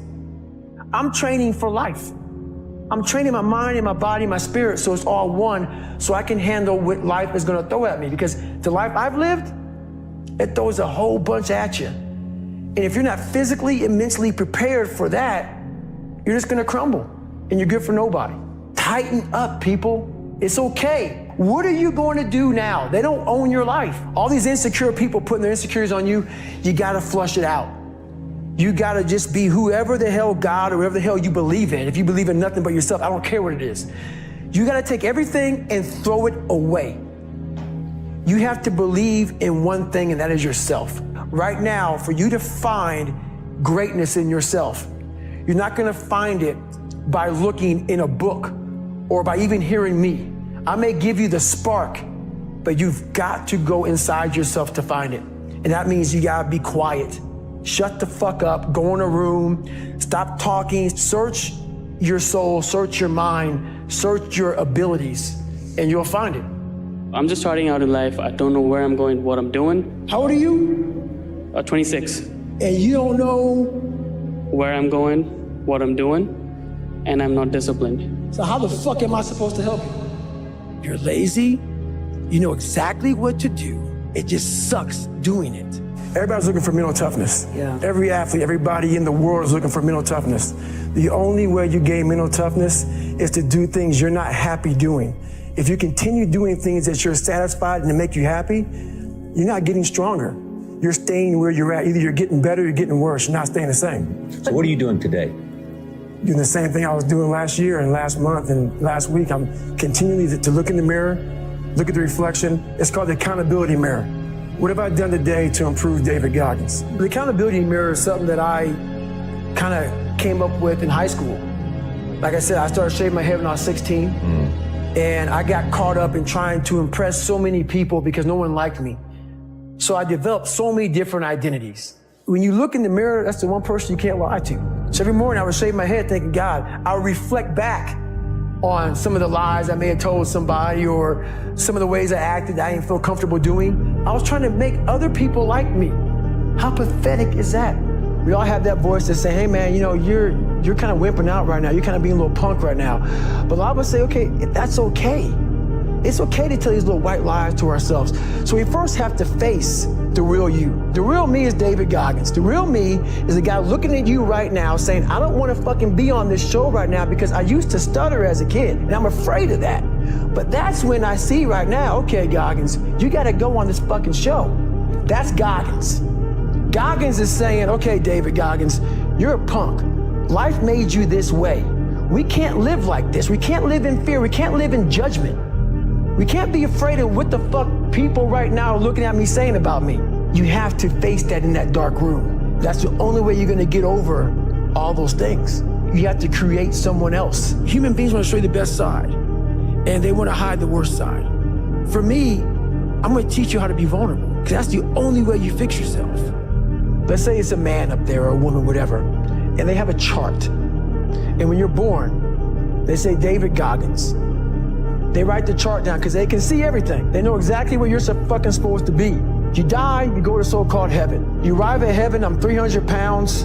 I go up there and God looks at me and he shows me my chart. And my chart on there says you were supposed to be a Navy SEAL. You're supposed to weigh 185 pounds. I was supposed to live that life. And then you find out that the reason why, because we all think that if we pray on it, if we do this, if we do that, whatever, if we don't work, we just, whatever, it's gonna magically happen for us. I believe that when I'm all said and done with, my whole job is to outwork the chart. Whatever the fucking chart says about me, the all-knowing power up there, I want to get up there and say, him look at me and say, I know everything. I didn't fucking see this. I want to feel that. I want to get to the other end of this fucking world, and however I'm being judged, whoever's judging me, to look at me and say, I did not fucking know. I had you at 185, I had you at this, but all this other shit, I was riding as you were living it. I want to find more. All I can. And in that fucking sack of shit, you have to dive in that to find more. Because if you're not willing to go in there and face yourself, you're not gonna find anything. It's so easy to be great nowadays, my friend, because most people are weak. Most people don't want to go to that extra mile. Most people don't want to find that extra because it sucks. It's miserable. It's lonely. Do things you hate to do. Be uncomfortable every fucking day of your life. Roger that. I'm not the smartest kid in the world. Instead of somebody saying, oh no, you're smart. No, don't say that to yourself. I said to myself, no, I'm a dumb motherfucker. Okay, roger that. How do you get smarter? Educate yourself. So the things that we run from the truth. So the only way I became successful was going towards the truth. As painful and as brutal as it is, it changed me. It allowed me to become, in my own right, who I am today. I believe that most human beings are only living at about 40% of their capability. Yo, who's gonna carry the boats and the laws? At all times of your life, the mind has a tactical advantage over you. Why is that? It knows what you're afraid of. It knows your insecurities. It knows your deep, dark lies. And it starts to push you away from that shit. You talk about that you were kind of, lonely by yourself. I was the same way. And that used to hurt me growing up. Now I fucking thrive in that shit. That's the only place to be. Something in you has to wake up.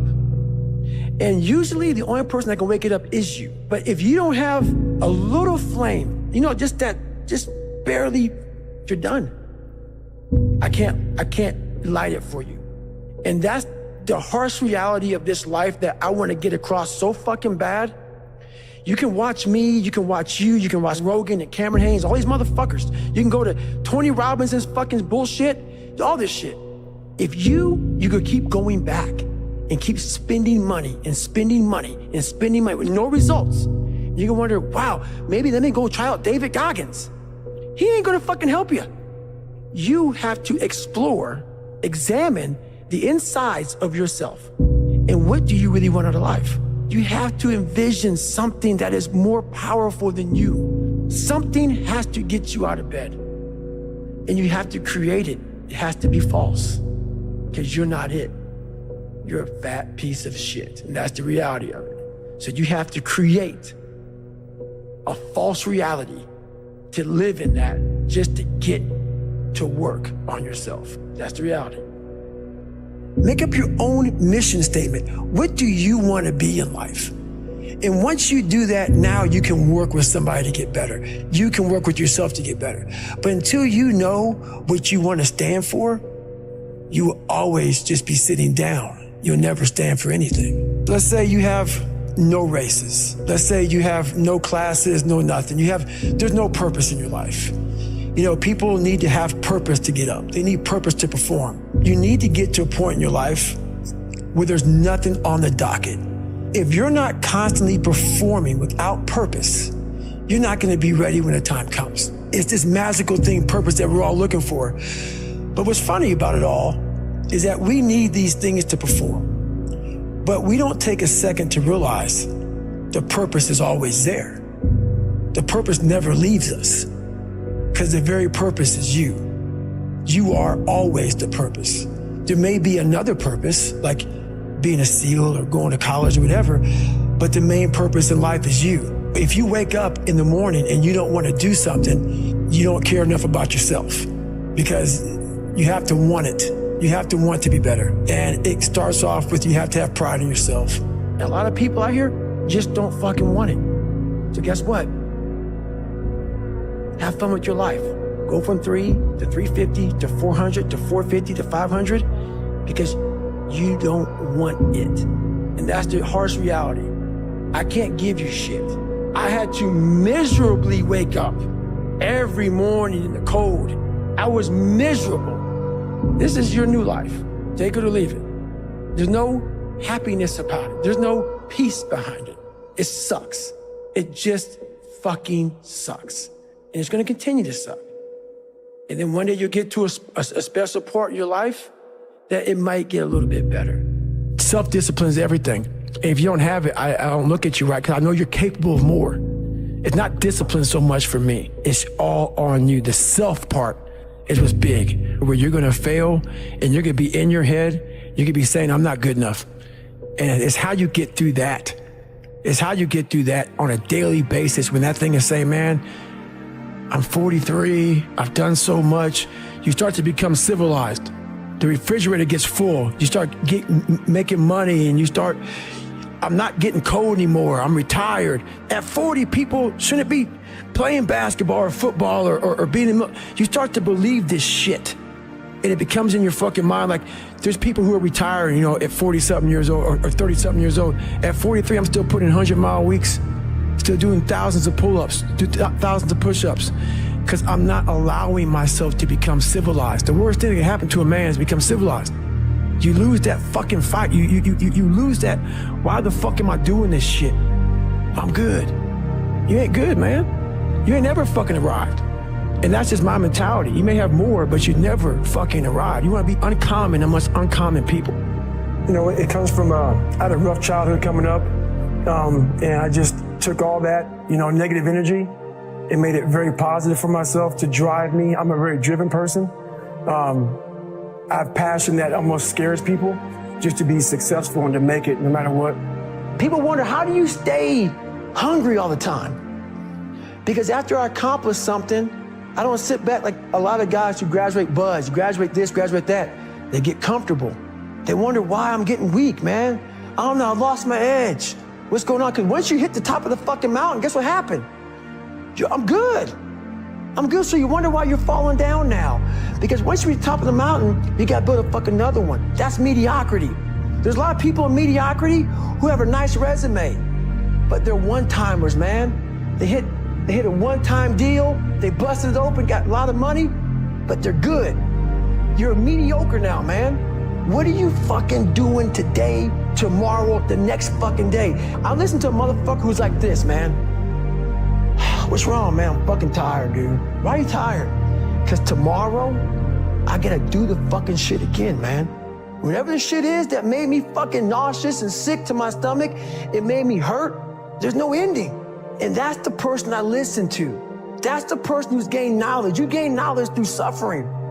And on the other end of suffering is a world that very few have ever seen. It's a beautiful world. I will have normal, everyday people picking me apart. Oh, his life is miserable. Who wants to live like that? It's crazy how it's almost like he's sick, he's psychotic. Because human beings need to hear this. They need to stop hearing these hacks on this and that. There's no fucking hack, bro. There's no fucking hack. Yeah, you may this and that and saunas and all this shit yeah, it's great. There is no fucking life hack. To grow that thing, how do you grow it?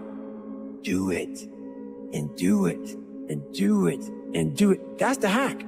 Let me teach you the real life, how it really is. The reason why you're a loser, and the reason why you're not fucking making it, and the reason why you're trying to go to I go to all these fucking conventions, speak all the fucking time. I look in the fucking audience, and these people sign up fucking every year to go to a convention, thinking they're gonna learn something fucking different. What brings me joy and happiness is knowing how beautiful the mind is, and I'm one of the few people that didn't read about it, didn't experience it through some drug. I got to experience the beauty of true fucking willpower. True, fuck you, I'm gonna fail, I'm gonna fucking fail, and I will succeed. Just me talking about that gives me a feeling, I know what I did, and I don't need to travel somewhere or to have this or have that. I have it all here in my mind. And that is, when you finally get to that point for me, it's forever lasting peace. I don't have to do anything. I could die right now on this show and I'll be happy, man. Sometimes life can really hijack your fucking mind. When that happens to you, you're all fucked up. Your goals, your ambitions, everything is out the fucking window. In life, we all go through different things. Sometimes your girlfriend or boyfriend breaks up with you. Guess what? Get the fuck over it. Maybe you failed a test in school. You worked your ass off. Guess what? You failed the fucking test. Get over it. Move past it. Learn to not let life hijack your brain. At work, you've been working your ass off for that new promotion. You don't fucking get it. Someone else does. Maybe they kiss better ass than you do. Guess what? Get over it. Life will hijack your mind if you let it. Don't allow all these things to make you a lesser person. You must own your mind. Don't let life own yours. Get after it, stay hard. If you pan it down here, you see it's about 3 o'clock in the morning and there's not a car or a person in sight. People want to know where I find my strength at, where I get my strength. I get it from a lot of places, but right now, this morning, I'm getting it from, there's not a motherfucker that's up. There's not a car, there's not a person. Everybody's in their bed, sleep, dreading that it's a Monday, hate it's a Monday, and I'm loving it. I'm loving that. Where everybody's getting weaker, I'm getting stronger. It's not about the running, the swimming, the push-ups, the sit-ups. It's about what those things do for your mentality. You don't get better on the daggone couch.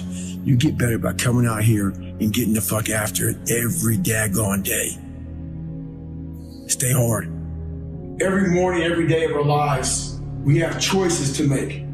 You have the choice to stay in bed, to say, forget it, I'm not gonna work out today, or forget it, I'm not gonna work hard today. You always have a choice every single day of your life. So yesterday, I made the choice to get up early and run, but today's another day that I'm faced with another choice to make.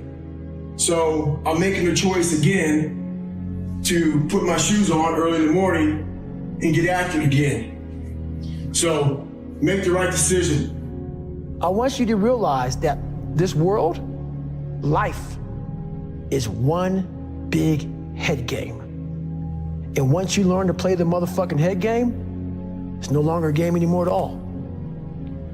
You can start living your life. I saw myself as the weakest human being on the planet. And I wanted to transform that into the hardest man God ever created. Who's gonna carry the boats? When you go to war with yourself, you find a lot of peace because you know exactly who you are. When you quit, your mind says we're done. So it doesn't expand. There's no expansion when you quit. Your mind takes control of you. You have to say, "F you, I run this motherfucker." You gotta tell your brain where you wanna go and how you wanna go and how you wanna get there. Stay fucking hard. That warrior mentality that I'm so proud of, I wasn't born with it. I was not always this strong guy you see. I went through a lot of hard times in my life to get here today. What changed me was I had to be hard on myself. And I had to continue to grind myself into a fine dust.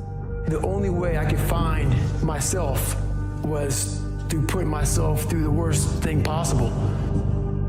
I was a scared, uneducated kid who stuttered, and I had to look at myself in the mirror and hold myself accountable for who I wasn't and who I wanted to be. Nothing was coming back to save me, so I realized I had to save myself. You gain knowledge through suffering, and on the other end of suffering is a world that very few have ever seen.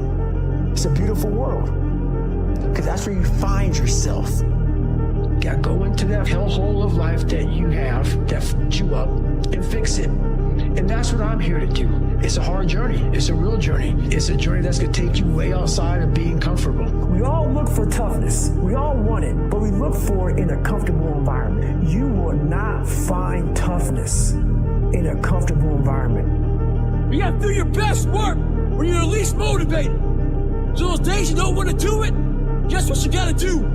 You gotta second the fuck up and do it. You have got to suffer to grow. To grow, you must suffer. You have to build a person that can withstand the pressures of whatever they're gonna be dealing with in life. Because this world we live in is tough. It's tough. It will beat you down. The world and the life that we live in is the ultimate competitor. You have got to suffer to grow. To grow, you must suffer.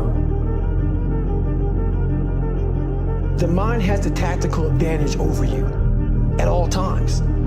At all times of your life, the mind has a tactical advantage over you. Why is that? It knows what you're afraid of. It knows your insecurities. It knows your deep, dark lies. And it starts to push you away from that shit. It pushes you in a direction that is comfortable. Your mind takes control of you. You have to say, "F you, I run this motherfucker." When that alarm clock goes off at 4 or 5 in the morning, your mind says no. You just say, "This is what we do. It's what we do now." Because to get to where you want to go, the amount of pain involved, I'm not saying physical, I'm not saying you got to break yourself off.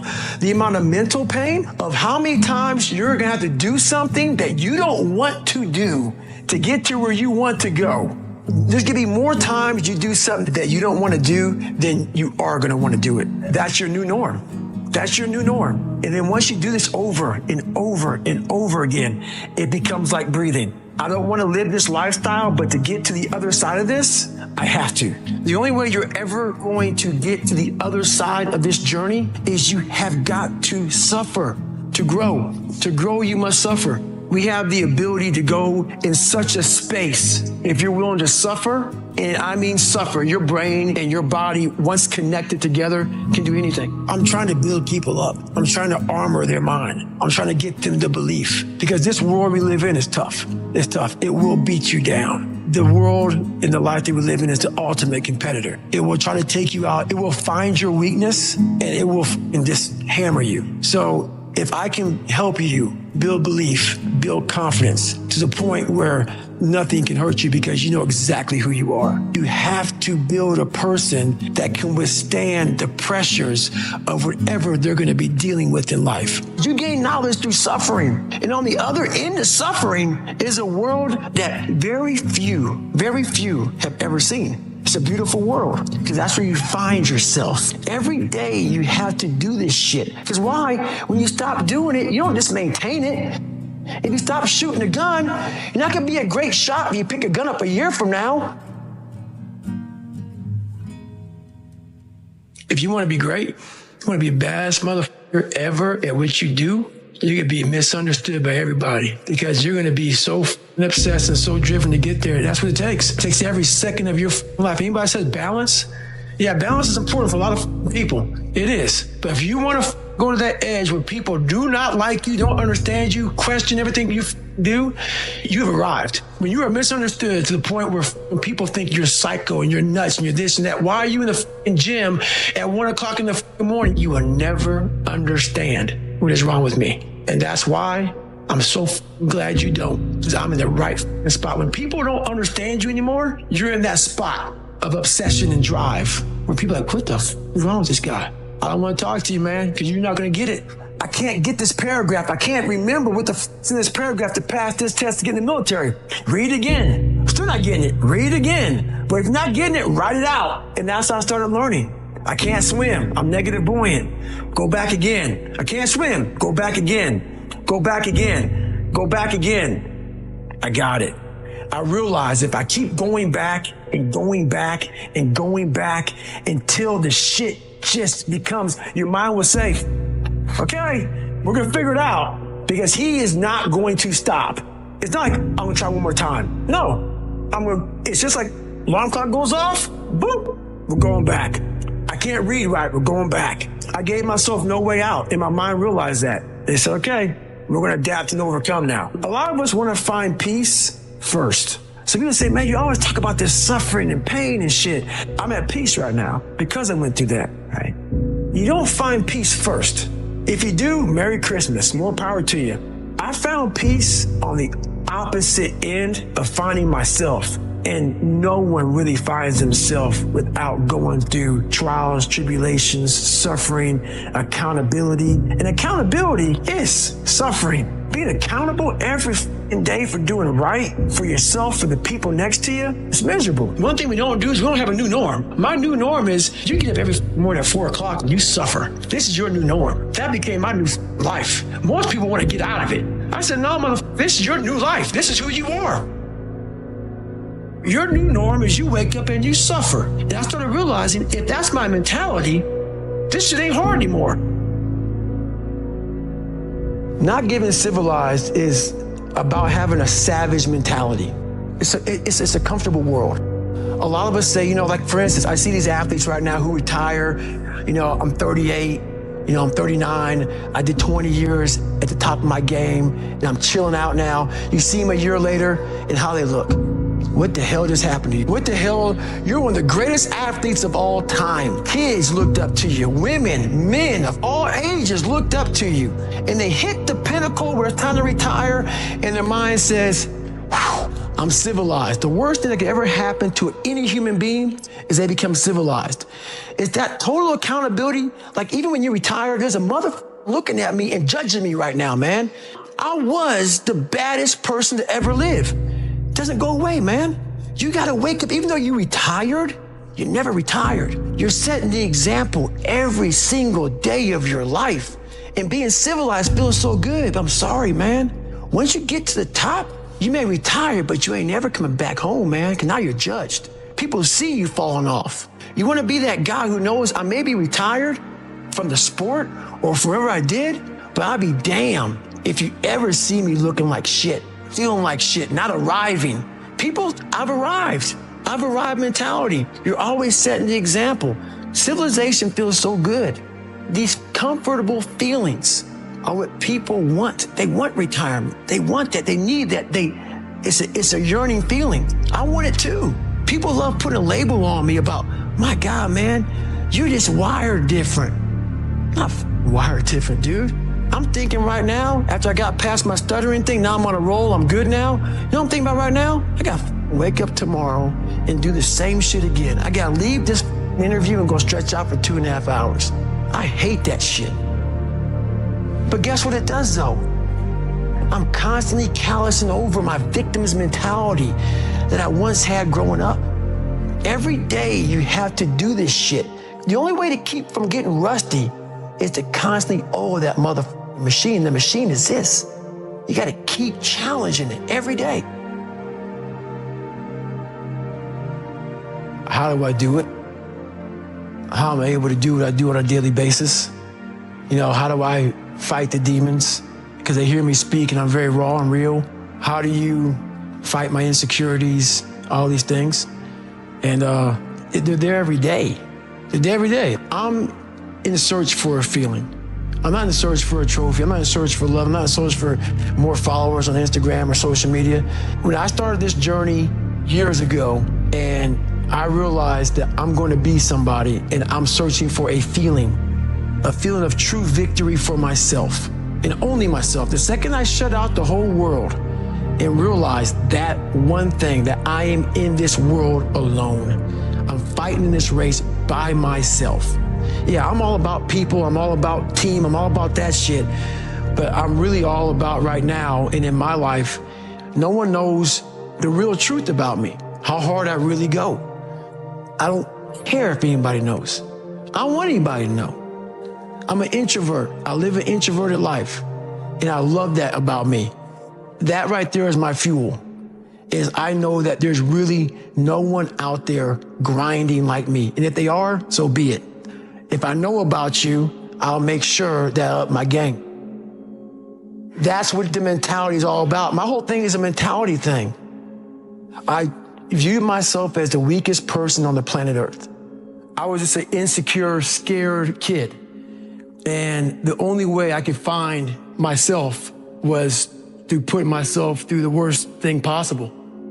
My goal in life was to, in my mind, believe I'm the hardest man alive.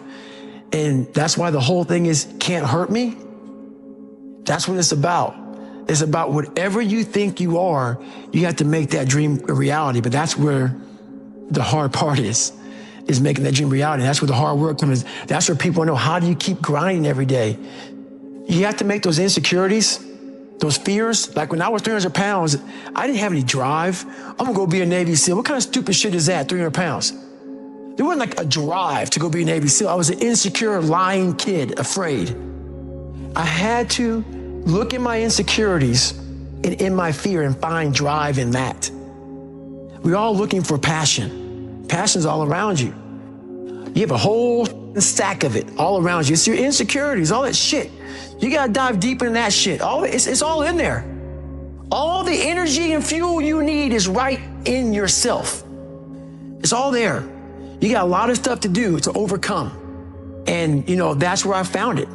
I found it right there in my own insecurities. I found drive in my own insecurities. And that's the most powerful thing in the world.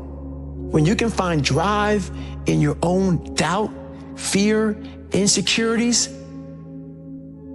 you get to face a lot of young man. You got a long journey ahead of you, because you're going to find out that while your dad did a lot of to you, you're going to have to make it on your own. Because this world we live in is tough.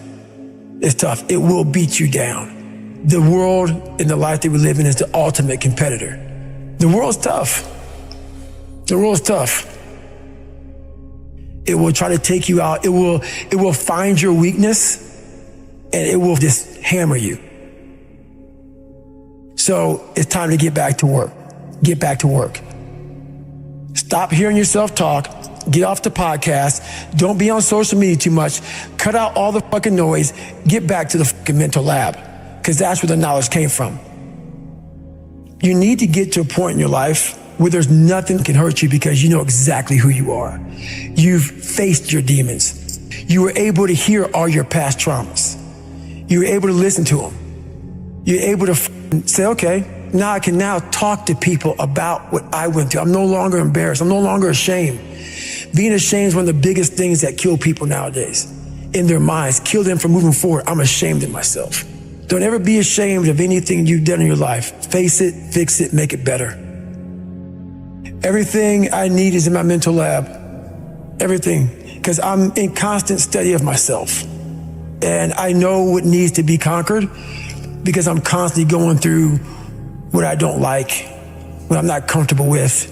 I know, and only I can fix these problems, because I have to face these problems.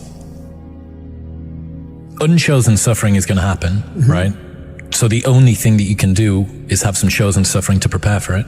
It's the only thing you can do. That's the only thing you can practice for the unchosen suffering, is have chosen suffering. Do something that sucks every day. I'm not trying to send a message of run 200 miles, be the baddest motherfucker in the world, but be tough. You better have a part about you that's tough, a part about you that can break down situations and get better. And break down situations very quickly within some trauma in your life, some devastation in your life, because it's going to come. The devastation, the trauma is going to come, and you can't allow that to become a Jersey barrier. It can't be a Jersey barrier. It has to be something that you can maneuver through very quickly and move forward. That takes a lot of toughness.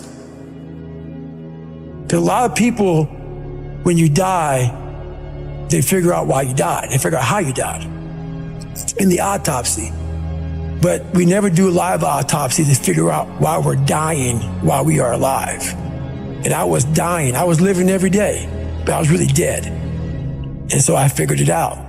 And once I figured it out, I was able to reborn. I was able to be reborn. You must take this knowledge that you learn from all this shit is knowledge. So I'm just trying to give people that strength to go in the archives of your life.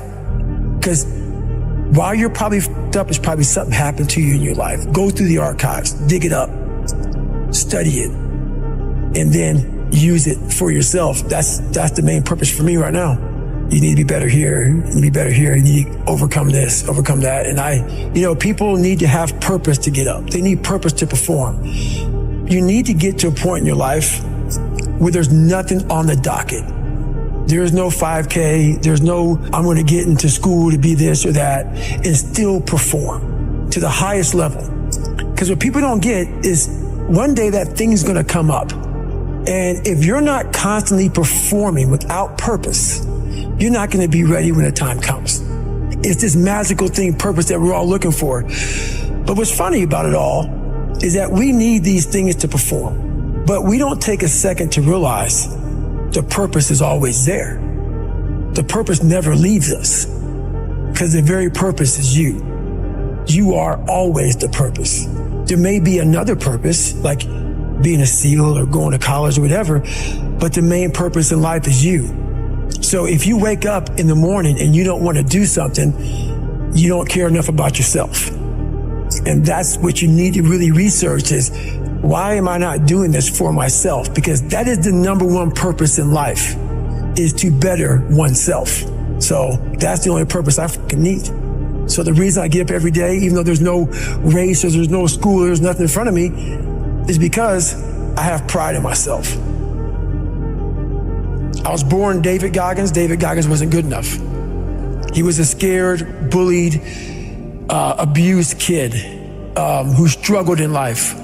And that kid, whenever something got tough, no matter how hard I trained, no matter how ready I was, whenever something got tough for me, David Goggins, the real David Goggins, would come out and he would quit. So I realized this over a period of time. So I had to build Goggins. And in that process, that's where I get better.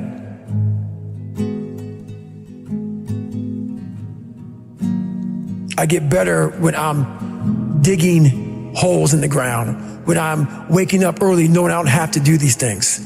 That's where I get better. So it's important to stay hungry. It's important to stay hungry, but it's important more to stay humble within that hunger. So while you're hungry, a lot of people are hungry, but humility is everything. What was that story about William Crawford, the janitor? Yeah. So this guy won the Medal of Honor. So he won the Medal of Honor, and which is the highest award in the military. And this guy went to the Air Force Academy, and he was a janitor. And no one knew who the this man was. He had the highest award in all the military for heroics. For heroics, saving lives, putting his life on the line, could have been killed. And he is now basically, cleaning shitters for young kids. And we can all imagine how that probably went. There's probably some, little bit of taunting here and there. And he just sat there and cleaned the shitter. So that's why he's in my trained humility part, Because for this man to be at the level he was and have that kind of humility to go, I'm a Medal of Honor winner, but I'm gonna put that in my closet, and I'm gonna pick up my broom and dustpan, and I'm gonna pick up, this rag and clean this for these young men. That right there is amazing for me, man. That's where you grow. That's growth, huge growth. And also it shows that he was doing his job. He was a servant. He didn't look at himself any better than anybody else. The second you do that, you totally lost. You cannot look at yourself like people, with me even, I always look at people. I know where you are. I know where, because I've been there. That's why I help so many people out. I've never been above you. I've always pretty much been beneath you, and that's where my knowledge came from. So I know how to reach those people who are in the dungeon, because I've been there so many times. You have to be your best self and your least motivated. And that's the tricky part about all that. Motivation is just a word. You have to have these different things in your mind on where you want to go, and know that motivation is not going to get me there, because I'm not going to always be motivated. Jocko said the exact same thing. He said that discipline eats motivation for breakfast. And discipline is good too, but without a clear headspace, there's no discipline. What do you mean? So let's say we have a circuit breaker, okay? And I'm loading everything up to one fucking circuit. Just load it up. It's gonna fucking blow. And once that thing blows, man, the circuit's all fucked up. You gotta have each thing plugged into the right spot, like a fucking crowded garage. You can't put anything in it. Once your brain is crowded, discipline is great. Motivation is great. But if you can't fit shit in your brain because it's all fucking cluttered with shit, there's no discipline. You may have it sometimes when it fits in that crowded garage of your mind, but you don't have the consistency that you need to have with that discipline. I call it mental zones. Is you're organizing your mind so you can put that discipline. So a lot of people talk about discipline. Okay, great. Why do you fall off the wagon? Why can't I continue with this routine? Going to the gym, being better, waking up early, eating the right foods. It's because maybe it's your kids, maybe it's your wife, maybe it's your job, and it's all just stuffed in your fucking brain. You don't have it compartmentalized and organized in these nice shelves. A lot of people whose brain, hey, where's my dumbbells? Let me look.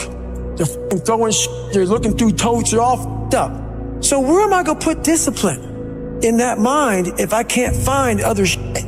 You gotta be able to find all these different things in your mind. Oh, I can put discipline right there. If your life is not organized, and your life being everything around you, because it takes one little piece of an outside interference to clutter your whole mind. Your mind has to always be clear. That's why I meditate 2 hours every single night, because I refresh, I reorganize the garage, which is my mind, every night. So then discipline's in there, organization, everything is in this right spot. I'm waking up and I'm giving myself all this armor, so when I come out in the world, I'm ready. I'm not waking up late, I'm not rushing around, I'm not disorganized. So when I wake up, I'm ready to go. Why is the truth so important? You have to have the truth to have a starting point. And your true self is found in that very uncomfortable zone. We all look for toughness. We all want it. But we look for it in a comfortable environment. You will not find toughness in a comfortable environment. Those of you who are listening to this, you will not find it. The only way you find it is to drown yourself in a position where you're just out of sorts, where you can't swim and you're drowning. Where you're drowning. When you say, you know what, ma'am? Dad. Once you come face to face with who you are, you have a starting point. It's in our head saying, you know what, man?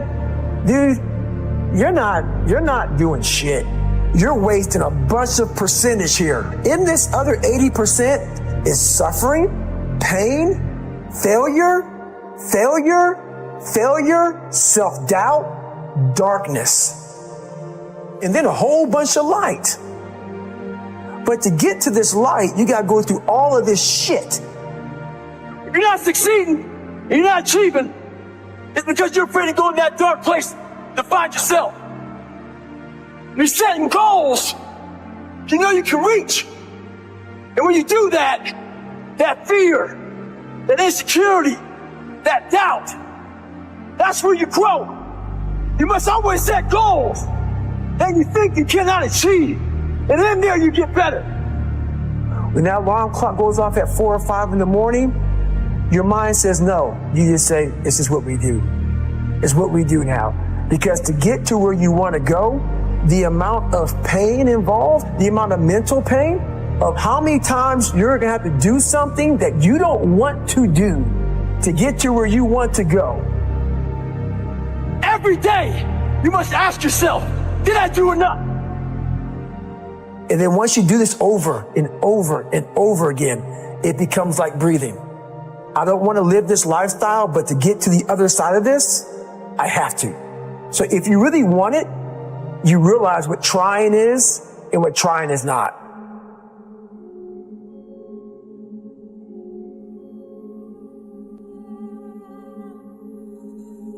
Your brain is the most powerful weapon in the world. Once you put away your phones and your computers and all that shit we have nowadays, your brain is the only thing you have when you're going through depression, when you're going through hard times, when you're going through death, real life shit. You can't Google that shit, man. You're alone. You're alone. You may have a shrink you're going to, you may have a best friend you're going to, but there's 24 hours in the day where you're alone in this brain, and your brain is talking to you in all kind of ways, and it wants to control you and pull you in these different pockets. If you can't control your own brain and your brain controls you, you're fucked. You got to tell your brain where you want to go and how you want to go and how you want to get there. You got to control it. If not, it's over.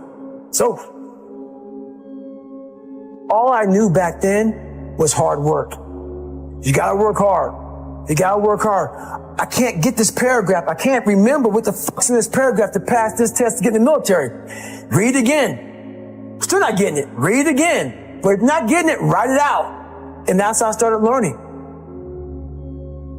I realized if I keep going back and going back and going back until the shit just becomes, your mind will say, fuck, okay, we're going to figure it out. It'll find a way. Because he is not going to stop.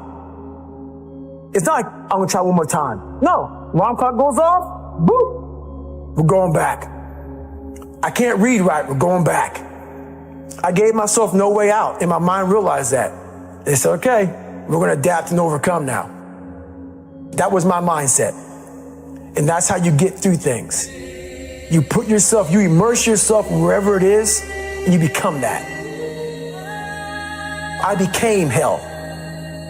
And that became my new norm. I gave myself no way out. There was nothing outside these walls of hell. Nothing.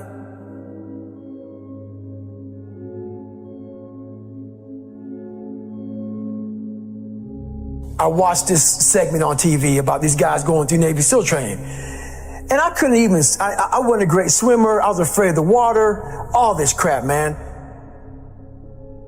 I saw these guys just quitting. But at the very end, it says 22 guys. This commanding officer's up there and he gives this great speech. So I started visualizing me being the 23rd guy, sitting there with these guys. I said, man, if I could feel that, that would change my life. And what was that feeling you wanted so bad? Respect? Accomplishment? No, victory. I wanted to win. Not like beat somebody else. It wasn't about that. I just wanted to go the distance. Everything in my life, when something got hard, I quit. I had to work harder than you, so I quit. Like, man, if I could just go that distance, that extra mile, to just go, just to finish. I want to finish. I want to feel victory. And victory for me wasn't winning, it was just finishing. So I said, you know what? if I could feel like these guys feel, it would change my life.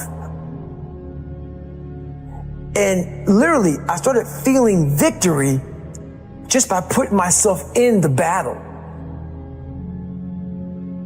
I started realizing, man, just by going to war with myself every day and putting these challenges and these goals and these obstacles, these insurmountable obstacles, now we can move from there. But if you look at it as, man, I'm broken and I'm still here and I'm fighting and I'm going to find a way to get through this because I have no other place to go. It gives you a lot of power. And no one really finds themselves without going through trials, tribulations, suffering, accountability. And accountability is suffering. Being accountable every fucking day for doing right for yourself, for the people next to you, it's miserable. The more I do this, the more I gain confidence. And then the more I gain confidence, the more I realize, fuck these Navy SEALs, man. These guys can't do what I'm doing right now. I had no coach, had no trainer, had no money. I didn't know how to lose weight. I had no knowledge of what I was doing. I was just working. I was just sacrificing. But I would have never found these tools if I didn't put myself in a very uncomfortable place. And your true self is found in that very uncomfortable zone. That's where he came from. He came from all these f***ed-up obstacles, and now he's there. So everybody goes, how do you do that? You know exactly how to do that.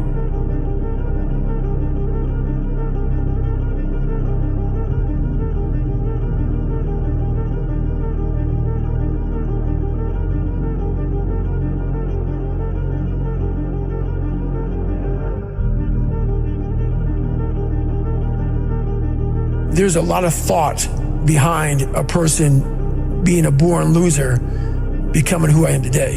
You don't just wake up and just rocky the shit. You gotta wake up and think about, there's a process to getting better, and that process is never finished.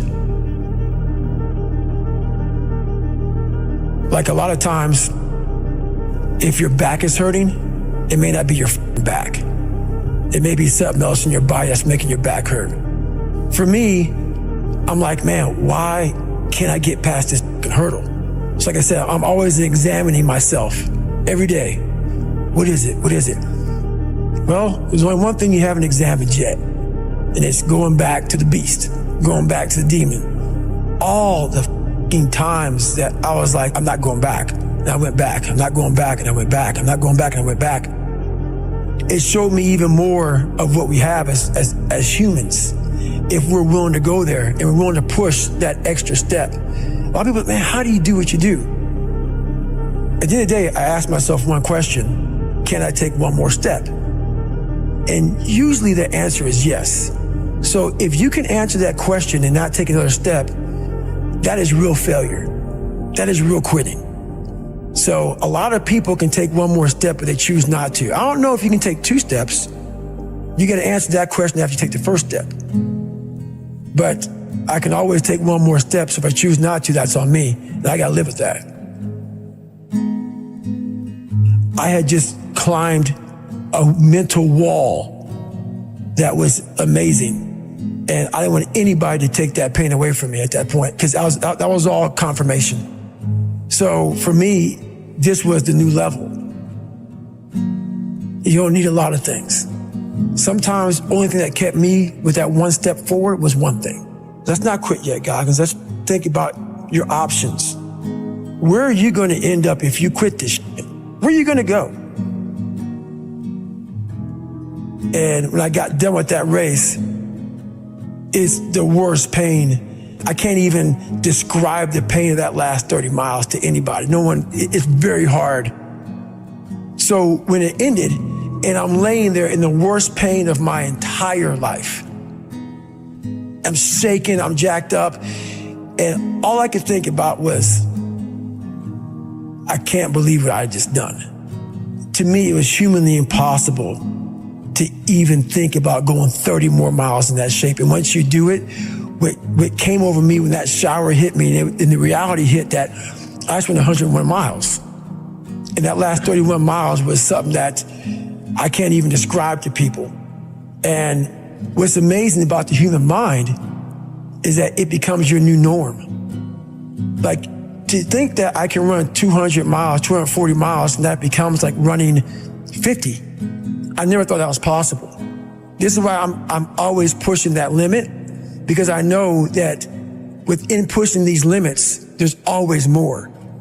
Did that set the tone or the rhythm for what you wanted to try and achieve and feel again? Each time you're pushing further? I never wanted to feel it again. But what it did was it showed me what is possible. And that's what set the new stage for me. That's when I realized, oh man, I've really been underachieving my entire life. But it taught me what is possible. It taught me like, okay, I got it, check. I'm about action, and action means less talking and more doing. So that's where I've been. It only takes 1 second for you to lose the whole thing. So the 1 second decision is just that. You're in a situation where life is sucking. Let's say you're in extreme cold water and your life is flashing before your eyes. Every time that wave goes over your head, your thought process is, I gotta get the fuck out of this water. And you're in Hell Week. And you're hour 1 of 130 fucking hours. It's cold, I can't be cold this long. And then this is where that 1 second decision comes in. You forgot every reason why you wanted to be there. You don't care about SEALs. You don't care about any of this. You don't care about fighting for your country. All you want to do is go back home. You want the warmth. You may want something to eat. All those things of comfort are there in that 1 second. And this is where people lose. So what I do in that 1 second, because we all think about quitting, it's hard. But what you have to do in that 1 second is hard to process information during pain. Because that pain takes over and you can't think rationally. You're thinking about fight or flight, save yourself. That's not a rational thought. It's not a thought that's gonna get you through hard times. Most people fail that 1 second. So what happens, what I do, I start thinking logically. I calm my brain down because your brain just wants to get the fuck out. It's about gaining control of your mind, putting things back in the proper perspective, and then saying, I really do want to be here. And I'm going to have a bunch of these 1 seconds, and I have to learn to control these. Because if I fail one of these 1 seconds, I will not be a SEAL. I will not be a doctor. I will not be a lawyer. I will not be whatever the fuck it is. So that's how important that 1 second decision is. It's all about your mind takes control of you. You have to say, fuck you, I run this motherfucker. There's no other way to make it out here. I mean, you can't just always be, head down in the sand. You got to learn to pick yourself up on your own. A lot of times these fights and these battles, you got to be your own coach. You got to be your own motivator. Because there's a lot of people in this world who don't want to see you make it because they think you could take a piece of their pie. But I've learned to study people before I react. Because there's no successful person in the world who's in a good headspace that's going to ever attack anyone in that kind of manner. There's always going to be something wrong with them. So you got to always dive a little deeper before you get your feelings hurt. Take time. Take that 1 second to pull back and study them. Because most people who are in good places, they don't care about what you're doing. They don't care about what you're doing. They don't try to destroy you. They actually will try to build you up versus destroy who you are as a person. So that's where I'm at now in life, is most people who do that, they're in a very dark, dark place.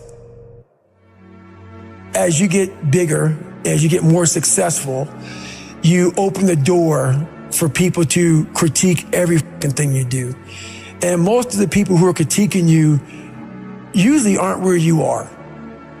And all their critiquing comes from people who are really at a low level of life, which is sad.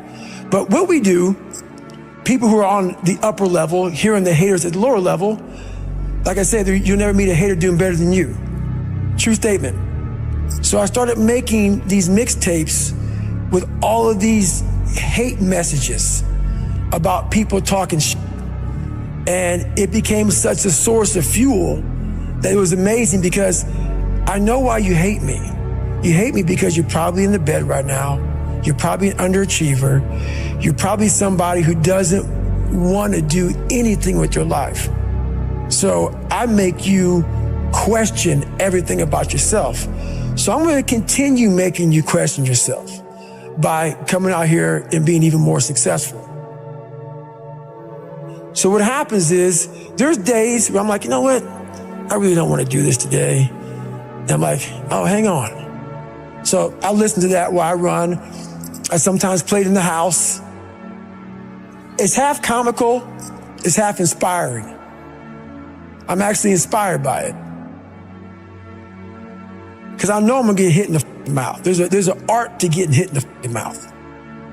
And that is why these things are important. You have to wake up and you have to give yourself belief. You have to give yourself confidence. So it starts with that run.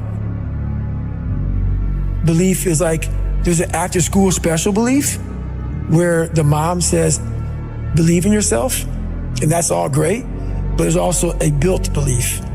How I build belief is through the daunting tasks I put myself through. So that's proof positive that I can. You don't become confident by shouting affirmations in the mirror, but by having a stack of undeniable proof that you are who you say you are. Outwork your self-doubt. Yes, because a lot of people, it's like when you wake up in the morning, pound your chest, look at yourself in the mirror and do all this fucking bullshit. I hope it works. What works for me is that everyday resume.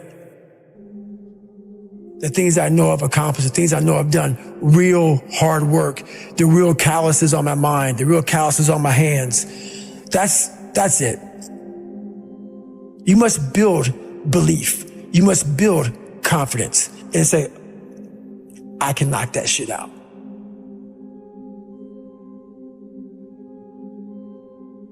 Instead of the path of least resistance, I started choosing the path of most resistance to prepare myself for the journey that was coming my way.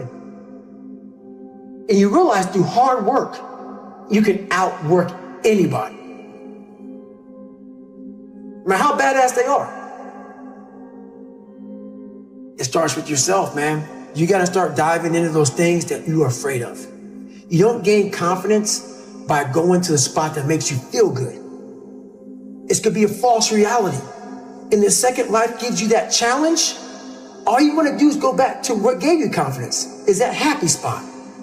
No, what gave me confidence was spending years at a kitchen table trying to learn how to read and write on my own, realizing I can't learn the way you learn. I can't, but I can learn. What gives you confidence, not being afraid, is overcoming the fear. That's what gives me confidence, is facing these things, overcoming them. And maybe not overcoming them every day, but facing them and facing them and facing them. Pretty soon like this, you know what, man, this is where it's at. It's not in that comfort zone. It's in the discomfort zone is where my confidence is getting built. Mm-hmm. That's where it's getting built. Happiness, peace, enlightenment, it's all up here, man. It's all up here. It's all up here. You just gotta be willing to go and face it. And that's the hard part. The physical standard is not what they need to meet. It's a mental standard you must meet in life. That's how I live my life. I now know that there is no cap on the human mind. There's no cap. We cap it ourselves. When most people quit, I had just started. Wow. And when you take that mindset and you're going to flip that around, that's what made me powerful. And my body followed. And so I said, I want to do this. I'm going to give myself a challenge every single day until the fear goes away. That's right.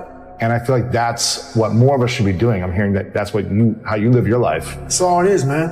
And it helps me feel so much more confident. When you overcome that fear of saying this doesn't have control over me anymore, that's right. It's like you can be at such more peace. A lot of us speak in hollow words. I used to speak in hollow words. I don't do it anymore. Everything that comes out of my mouth has substance. It's real. We all have these feelings in our bodies, in our minds, in our souls. I act on mine. A lot of us who are afraid of something, we allow our minds to choose the path of least resistance, so we go a different route. When I'm afraid of something, it's telling me you must do that. Life is one big mind game. And you're playing it with yourself. You cannot lose perspective of where you've come in life.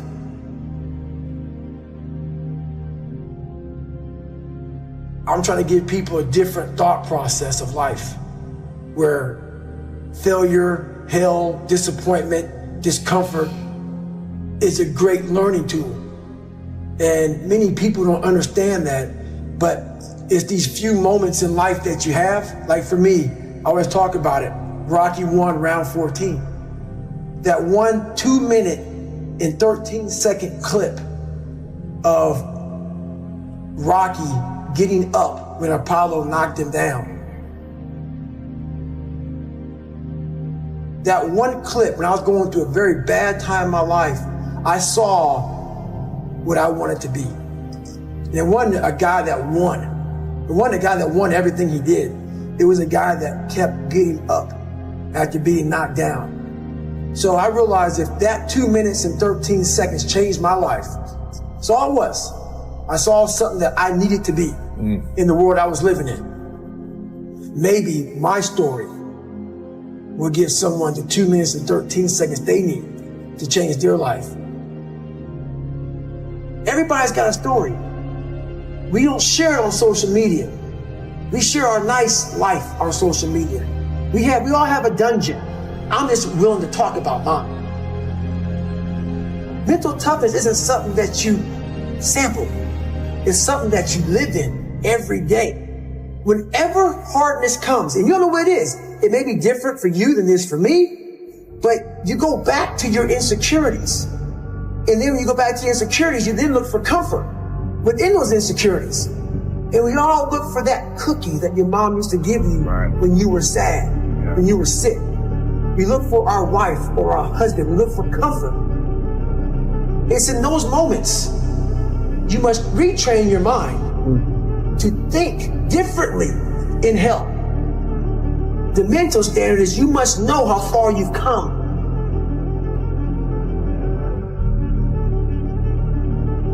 I walk in a room now and I know the hours and years and decades I put into David Goggins. That's something, it's not on the wall. It's not a trophy on the wall. It's not a medal around your neck. I don't care how you perceive David Goggins, because through my journey, I figured out the one piece I was missing. I thought it was cars. I thought it was women. I thought it was money. I thought it was everything. The one piece I was missing was me having the courage to face myself. Where I got my work ethic from was the hours I had to spend learning this. When you sit down and you're not smart, and you have a disability, and you still want to be at the top of your class, I didn't want to just get by. When I realized that I can learn through hard work, and I can beat the valedictorian in school, but I got put in 10 hours more a day than he does. You know what kind of strength comes from that? When you're sitting down, that guy that valedictorian studied for an hour, and you know I caught you. I have the work ethic to catch you. That's where David Goggins got really invented. Was at a kitchen table with 20 spiral notebooks that were empty, and then they were full. And when you can go through that, I still have them in my storage unit. You go through these spiral notebooks of your life, and you realize this is how I learned. This is unbelievable. It wasn't until I got real sick and my life got real quiet. I went from running 205 miles in 39 hours to I couldn't get out of bed. My life was taken from me. And that's when I realized I hadn't taken time to think about what I'd done in my life. I'd done all these things, but there was no finish line. I finished a race of life, and I wouldn't even receive my medal. I go on. I get in the car and I go. When I started figuring out life, that I was leaving so much in the tank. Once I realized, my God, man, I was this dumb, fat kid being bullied, and now I'm a 180-pound person, lost 106 pounds in less than 3 months. Learn to read, learn to do this, learn to do that. I was like, I need more. I was fueling my mind with everything. And I never took time to say, my God, you came from this hell, and you're here. I had come 8,000 miles from where I started. But if you never know that, you're still in the $7 a month place. So it's that quiet place. It's that place by yourself. It's those hours and years and decades by yourself in the grip of life. When life has you by the throat and choking you out, and you're sitting there calm because you're trying to figure it out. You're not panicking. You're not quitting. You're not throwing in the towel. You're saying there's a way around this. And when you figure it out, when life has you gripped in a vice, and you can figure that out, that's when you overcome. That's when you overcome. The journey getting there was harder than going through it. Yeah. You know? So that's the whole thing about life, man. It's that journey that makes you who you are. We live in a world now that's so kind. We find the kind way around everything. Like, if you don't look good, I have to find a kind way of saying, I don't like your shirt. Right. That's not the approach. If that's the approach you're looking for, that book is not for you. Can't Hurt Me is not for you. The approach you have to take, at least I took, you take whatever approach you want. The conversation had to be a real, honest conversation in the accountability mirror of, guess what? I was fat. Don't find a kind word to say that, you know what? I've gained some weight. No, you're fat. When I couldn't read, not like, hey, you know, you have a learning disability. No, I cannot read. I have a 4th grade reading level. I'm struggling. And sometimes I call myself stupid. Not in a way to put myself down. So don't take it like, my God, those are so hurtful. Yeah, they're hurtful. Dishonest. The conversation has to become an honest conversation of where you're at mentally. Where am I at mentally? I look like I feel like I'm not this, I'm falling behind in school. I'm lazy. My house is a mess. You have to look at what it is and call it what it is. Don't find words to make yourself feel better, because so we hang around people that make us feel better, that tell us what we want to hear, not what we need to hear. And so we stay away from those people. And we stay away from those people, like our internal dialogue becomes that kind, it's okay. It's not okay. So that's where it starts. It starts with that accountability of, it's not okay anymore. This can no longer be okay. And calling yourself out for exactly what you are and exactly how you need to fix it. If you walk into any kind of event, whether it be physical or mental, if you walk in with already putting that block on your mind of, man, this ain't gonna happen. People go, how did you run 135 miles to Death Valley? How did you run 100 miles with no training? Because I went into it not thinking, I can't do this, man. I went into it with a strategy. I had an open-mindedness. So until your mind is open to the possibilities that I can do this, you would never be able to do it. Once the mind starts to believe it can be achieved, it then, only then, does it start to break down tactically how we can do this. Until then, you're gonna always lose. I came home one night from work spraying for cockroaches. And long story short, I turned on the Discovery Channel. I saw some guys going through Navy SEAL training. And they were going through Hell Week and they were getting their ass just beat. You know, in and out of the water, guys ringing the bell. They were suffering. And I was weighing like 297 pounds. And I had to make a change in my life. You know, I was at an all-time low and I wasn't going anywhere. And I was exactly what everybody said I was gonna be, which was nothing. So I had to make a change. What was it about seeing suffering that's really interesting? And I actually get it, but I want to hear you explain it. Why suffering was the thing that triggered that thought? Well, for me, growing up, I came from a horrible background. I got called nigger every day of my life growing up, lived in a small town. The Klan headquarters at that time was about 20 minutes from where I lived. One of the high ups in the KKK, son, sat behind me in 2 classes, so he called me nigger all the time. I got my first car, they spray painted nigger, we're gonna kill you on it. So I was just an insecure, scared kid. And the only way I could find myself was through putting myself through the worst thing possible. Because I'm gonna say the exact opposite of what the world, today's world, is saying. So we read a bunch of books nowadays. As humans, we wanna find out how to be someone else. What we don't do is we don't go inside. So literally turn yourself inside out. Read the book that's like we're writing a book every day of our lives, but we never read that book. Every day we're seeing who we are as people. When I was growing up, I lied for people to accept me because I didn't accept myself. So I would make up stories so then you would accept me into your world. I would, everything I did was for someone else to like me. It wasn't until I started reading my own book about how pathetic I was as a human being. I could blame my dad, I can blame kids at school, I could blame having health issues, ADD, my mom not being around. Great mom, but she was doing her thing. Right. I could blame a lot of people. And that's the book I was reading. And I put it off on everybody else. It wasn't until I said, you know what, for me to fix this, I gotta read what the f is wrong with David Goggins. Not blame anybody. Read my book and say, okay, I'm afraid of my shadow. How can I overcome that? Go in the military, get your ass kicked, do things you hate to do, be uncomfortable every day of your life. Roger that. I'm not the smartest kid in the world. Okay. Instead of somebody saying, oh no, you're smart. No, don't say that to yourself. I said to myself, no, I'm a dumb. Okay, roger that. How you get smarter?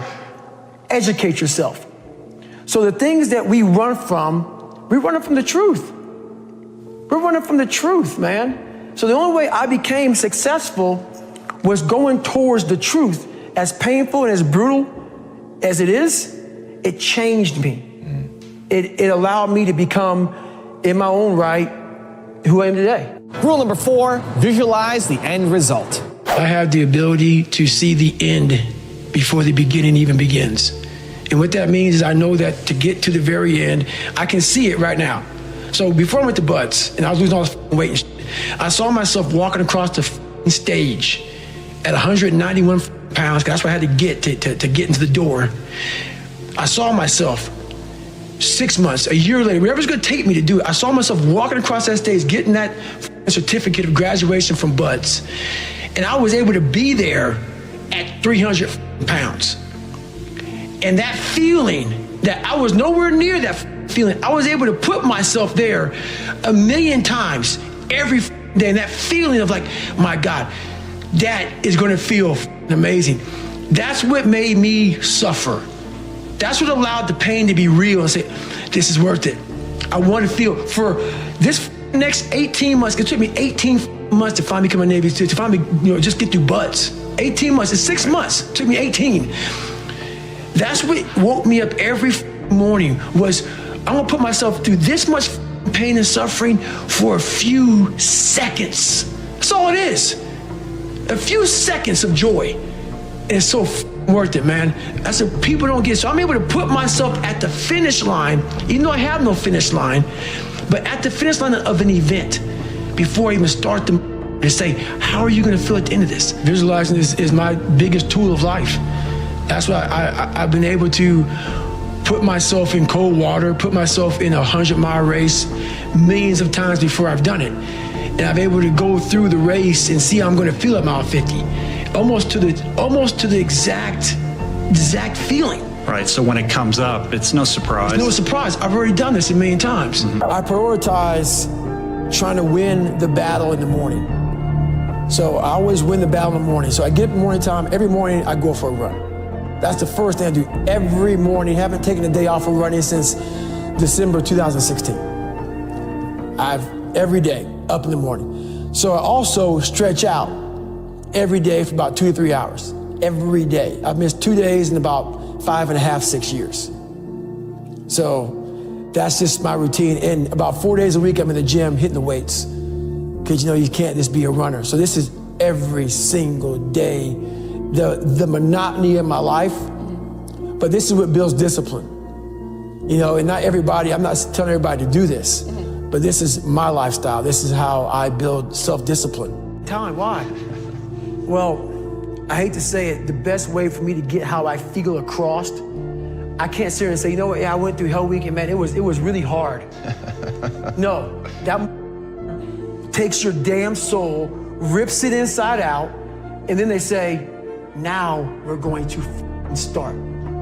It allows me to express where I was at a point of my life. If I don't give you all of me, why the hell am I here? Why? How will you learn from me? People take so much offense to me. You will never learn from people if we always tap dance around the truth. Oh, God, I love that. We tap dance around the truth by finding the right words so I don't hurt you because you have thin skin. No, tighten up, people. It's okay. Trust me, it's okay. You might be called nigger one day. It's okay. You might be called some Jewish word or some faggot or gay word. It's okay. Let them call you that. What are you going to do now? They don't own your life.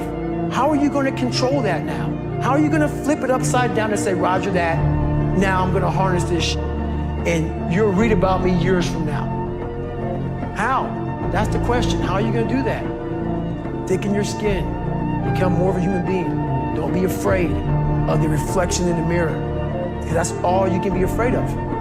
Once you overcome the reflection in the mirror, you've done it. You are pretty good about celebrating the victories along the way and celebrating yourself. I talk about it with my fiance every single day.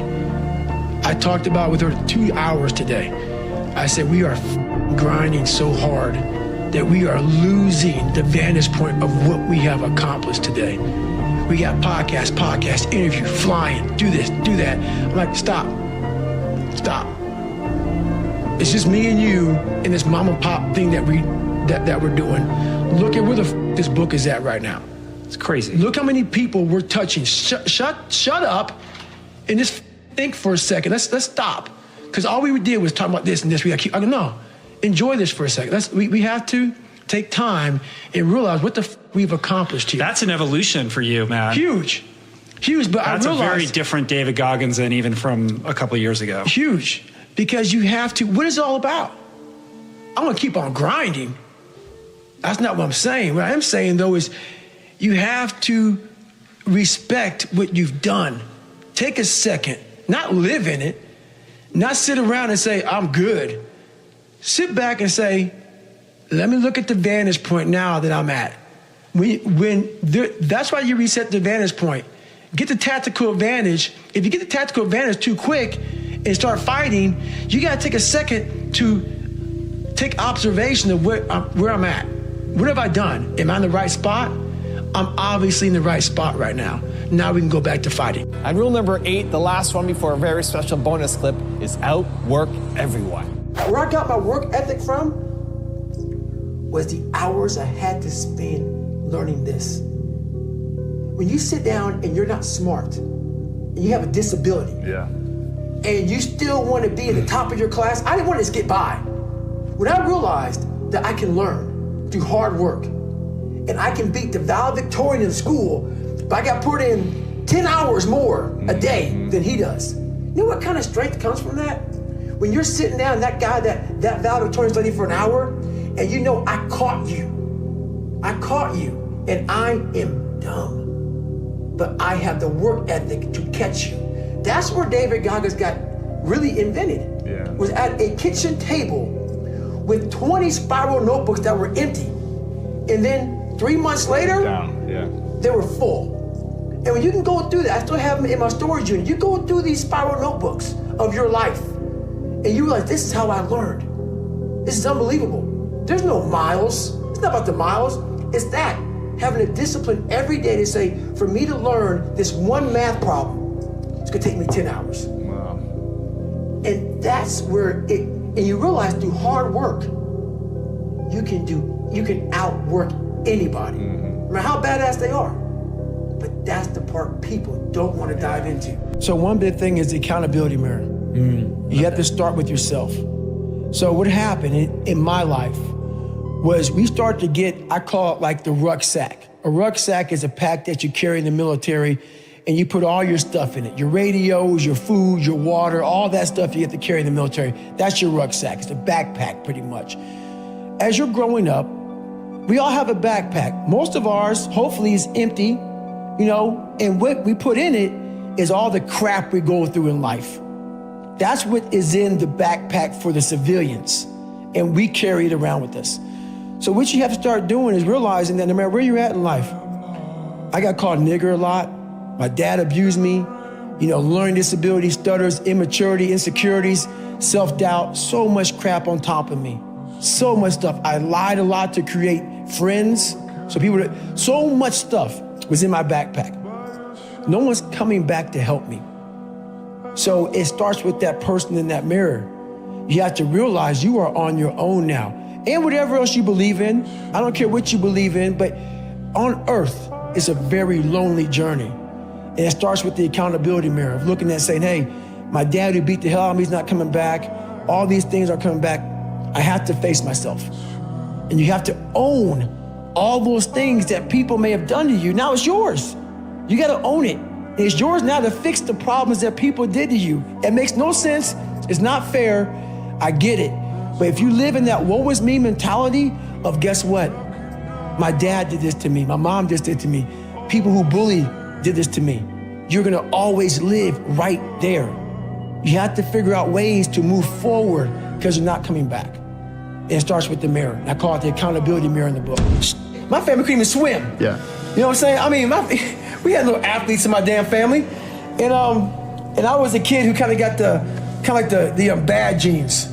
I had all these little sickly issues, all these allergic to shit. I was a little sickly kid. And it's funny how when people hear my story now, they want to put a title on me.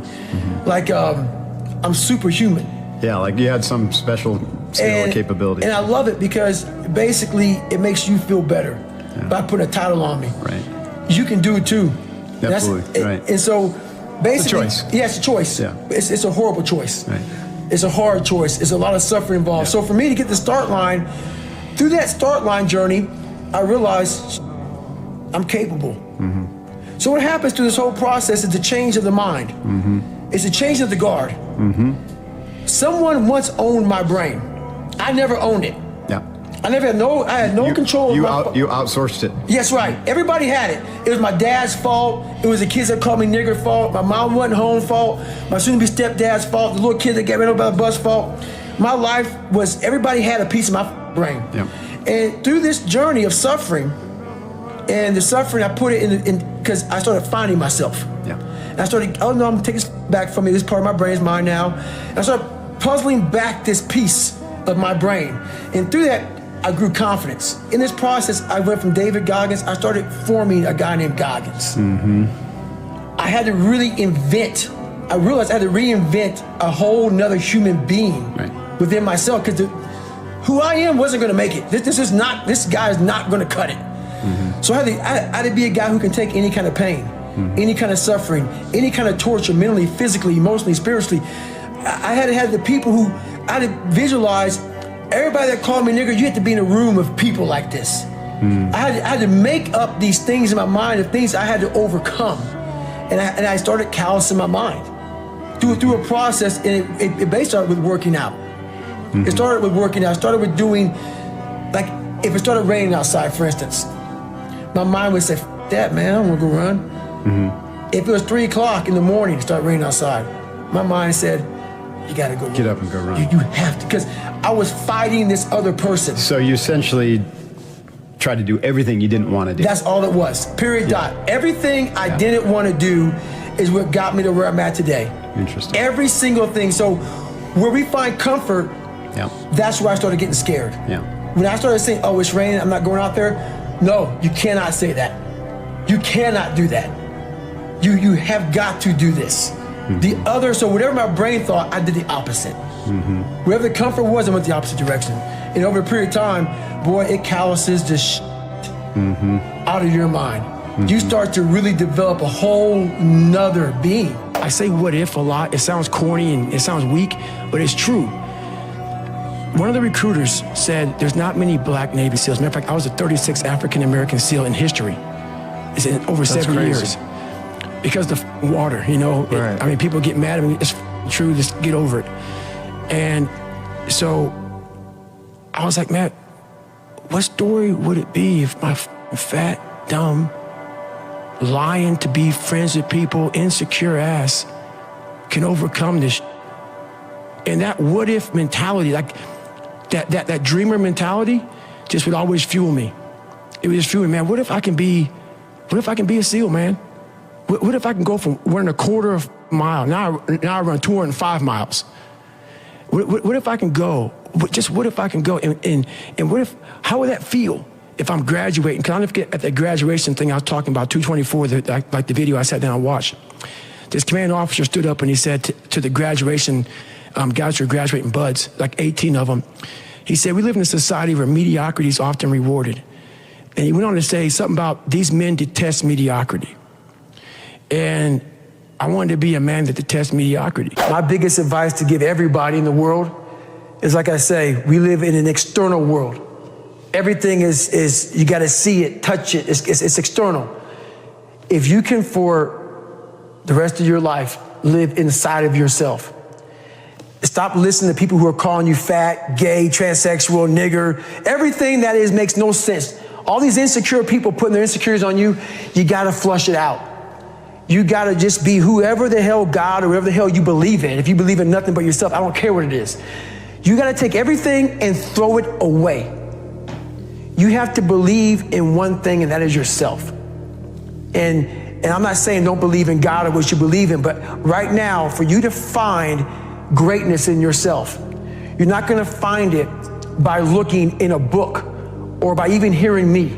I may give you the spark, but you've got to go inside yourself to find it. And that means you gotta be quiet. Shut the fuck up, go in a room, stop talking, search your soul, search your mind, search your abilities, and you'll find it. But if you're not looking for it, you won't find it.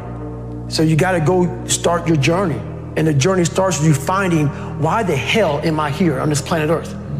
Why am I here? And if you don't know that, you will live the rest of your life searching, always asking the question, why? Growing up, being the kid I was, I found strength in different movies. Yeah. So I come home, in one movie I found a lot of strength, and as funny as it may seem, but I visualized this scene. I do it today during the pull-up record. I did 4,030 pull-ups. Yeah. The last time I did it, I actually got it. It took me 3 times. I played one song for 17 hours pretty much. And it's from this movie, Rocky 1, round 14. I related to the person in the movie, but just the one scene when Apollo's beating the shit out of Rocky. He falls in the corner, and everybody, and Rocky, and Apollo turns around, arms up, happy as shit. I got this guy. He turns around not knowing that Rocky's trying to get up off the canvas. Right. Mickey's his trainer saying, stay down. Right. Everybody's saying, you did good. You did good. You went 14 rounds with the champ. Rocky didn't hear shit. He got up. And what sticks in my mind today, and I'm seeing it right now, when he got up, Apollo starts to turn around to see the aftermath of what he just destroyed. And he did not expect to see what he saw. Right. And what I see out of the whole movie, I see Apollo Creed's face. Yeah, fear crept in. Yes. Yep. And I said to myself as a young kid, I want to be that. I don't need to win. I don't need trophies. I don't need people to like me. I just want what he has. Yeah. A fictional character, whatever the hell it was, I want that. And I visualized that. And I want to become the guy who can get off the canvas and look at somebody who beat the shit out of him. Life. Yeah. I'm talking about life right now. Yeah. In life, even life itself puts their head down towards David Goggins. Yeah. This is not going to stop. Right. So that mentality became what I wanted. Nice. And that's how it started, with that visualization of the canvas. And all I gotta do is just keep getting up. So I would take it like, who would even think about doing this? So I would sit on my couch saying, who at 297 who can't swim that great, who's scared of the water, would have the balls. Who had the balls to man up, quit a job, and go and to put everything on himself. So it's how I started talking to myself and putting myself in a whole different category, and that would fuel me the next day, and I just kept using that as fuel. No one would do this. No one would do this. You're the best around. You're the best ever live. And I just kept fueling me with the right kind of message that I needed to hear that I was never telling myself. And through time, it became reality to myself. So you start out on the first day, and then do you start running again the second day? Yeah, the second day I went right back after it again. But I started realizing I can't run that far. Right. So what I did was I became damn near a professional cyclist with the miles I put on the bike. So whenever I watched TV, I had to be doing something. So I was riding the bike. I rode a bike a lot to lose the first initial kind of weight, because my bones were just hurting so bad. My body was just broken. And I learned to get over that also. And I tried to swim a lot. I wasn't a great swimmer, but putting fins on kind of equalized my body. I wasn't so negative buoyant. So I started finning a whole bunch. And I spent hours in the pool, trying to get more and more comfortable. Not because I was going underwater. I was so scared of the water that I had to live in the water. I had to become one with the water. So going to the pool used to scare me. So I went to the pool an awful lot.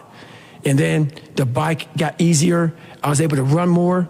I went from like 1 mile. 1 mile was a great accomplishment. 2 miles, and then from 2 to 3 was a big one. Then I went from 3 to 6. And then like they have a warning order that they give people to get ready for buds. And the whole thing was running 6 miles 5 days a week. And that was my goal. And so I failed, I go back to scratch. I use some positive motivation. I have like one day where I'm like defeated. But I started realizing this is part of the process. This is part of the journey. I had to realize this is part of my process versus just saying, like I used to, I'm just not good enough. If I'm not good enough, we always say that I'm just not good enough, and then we try something else. I'm gonna make myself good enough. And that became my mentality. I'm gonna make myself good enough. And so I'm misunderstood a lot, but that's all it came down to. I made myself good enough. And the days I couldn't run that far, the next week, I would do 2-a-days. So on the running, if I ran a quarter of a mile, I wait a couple hours, it'd haunt me, bother me. I try to run a half a mile the next time, same day. You can do more than this. If I had to walk, I had to walk. It just became just a process of grinding, and grinding is not even a good word for it. It's not even a good word for it. And just going further and further. And then when I got through running, I go to the bike, I go to the pool. If I got tired somewhere, my legs were tired, I go to the gym. And I developed this crazy workout where I was doing volume, like 200-300 reps of like very lightweight. People always say, how come you don't have any like loose skin? My workout routine in the gym became sick. It became sick. I was just doing 200-300 reps, 400 reps on like chest, just like for one simple exercise, the bench press. And I rack it, get back on it, just rep it out, trying to burn as many calories as I can, build that muscle mass. And I just became obsessed with it. You once said that if you were growing up in this generation that you would have a field day because you would take their souls. What did you mean by that? The younger generation quits, not everybody. So I gotta put that, people get their butt hurt. So not everybody. Most of this generation quits the second they get talked to. You did this wrong, or they get yelled at. It's so easy to be great nowadays because everybody else most people are weak. This is a softened generation. So if you have any mental toughness, any ability, if you have any fraction of self-discipline, the ability to not want to do it but still do it. People have a hard thing understand. I hate to run. And what makes me so crazy, it doesn't anymore, is people go, well, why do you run if you hate it? What are you talking about? I don't want to take showers and eat either. I hate that too. That's life, man. It wasn't until I changed that mentality that I became somebody. I hated going to school, so guess what? I was dumb as shit. That's what, 1 + 1 is 2. But if you can get through to doing things that you hate to do, on the other side is greatness. That's what people don't understand. by me running, I am callous in my mind. I'm not training for a race. I'm training for life. I'm training for the time when I get that 2 o'clock in the morning call that my mom is dead or something happens tragic in life. I don't fall apart. I'm training my mind and my body and my spirit so it's all one, so I can handle what life is gonna throw at me. Because the life I've lived, it throws a whole bunch at you. And if you're not physically and mentally prepared for that, you're just gonna crumble and you're good for nobody. Talk to me about what it takes to be on one side of a door in Iraq or anywhere, knowing on the other side of the door are people who are not afraid of you. They're ready for you to come in and you still have, and they have guns, and you still have to breach that door. That's a great question. That's a very scary situation when you are on one side of the door and your mind is racing, because on the other side of that door, it could be no one. It could be 4 guys with 4 AK-47s. That door you're about to open could be booby-trapped. So once you open it, boom, your legs are gone. So there's 1,000 things you think about when you're the first guy, second guy, third guy, getting ready to go in a room and flood it. And that's why I talk about the warrior mentality. And that's why so many people are lost when I start talking. You have the right. You're lucky that you don't have to think like warriors think. You're very privileged. I chose this world to be a warrior, and I would choose it again if I came back to this world. But the mentality of a warrior is very different than normal mentality. You must be that person on that door, get ready to open it, thinking to yourself, if I die, so be it. The only way you can go in that door is knowing there's a great chance you're gonna die. Like being a SEAL, you train with live ammo. You jump out of an airplane, everything you do, you could die. So to be a warrior, why people don't understand me, I'm glad you don't understand me. Merry Christmas, good on you. Because being a warrior takes a whole different mindset. A whole different mindset to know that there's a great chance I may not be in the military. Like I was in for 21 years. I'm lucky. I'm very lucky that I'm alive, able to talk to you, able to still run. But when you sign up on that dotted line to be like a SEAL, your mentality changes. I may not live. You gotta accept that. And that's the mentality you have. And that's what makes you a warrior. If you're scared to die, you're a bad warrior. I hated jumping out of airplanes. I hated shooting guns.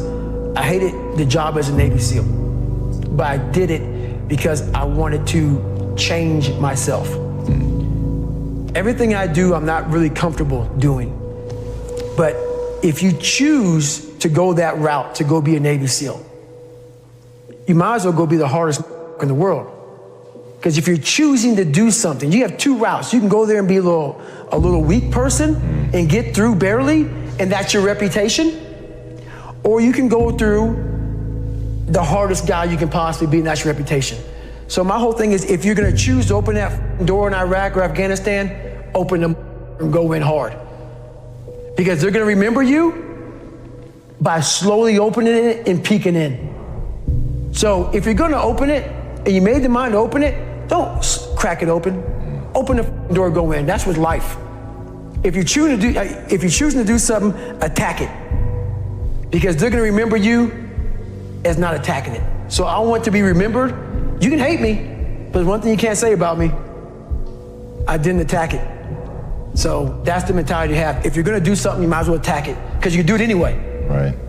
Do you use that in civilian life? Like, do you still employ I'm gonna attack it, I'm gonna take their souls? Like, how does that play out in a non-combat zone? It still works for me in life as far as attacking things, because no matter what I wanna, no matter what avenue I choose, I wanna be the very best.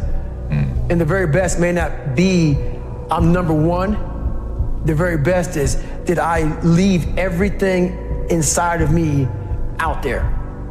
So attacking is not like, oh, I want to win this or win that or be the best.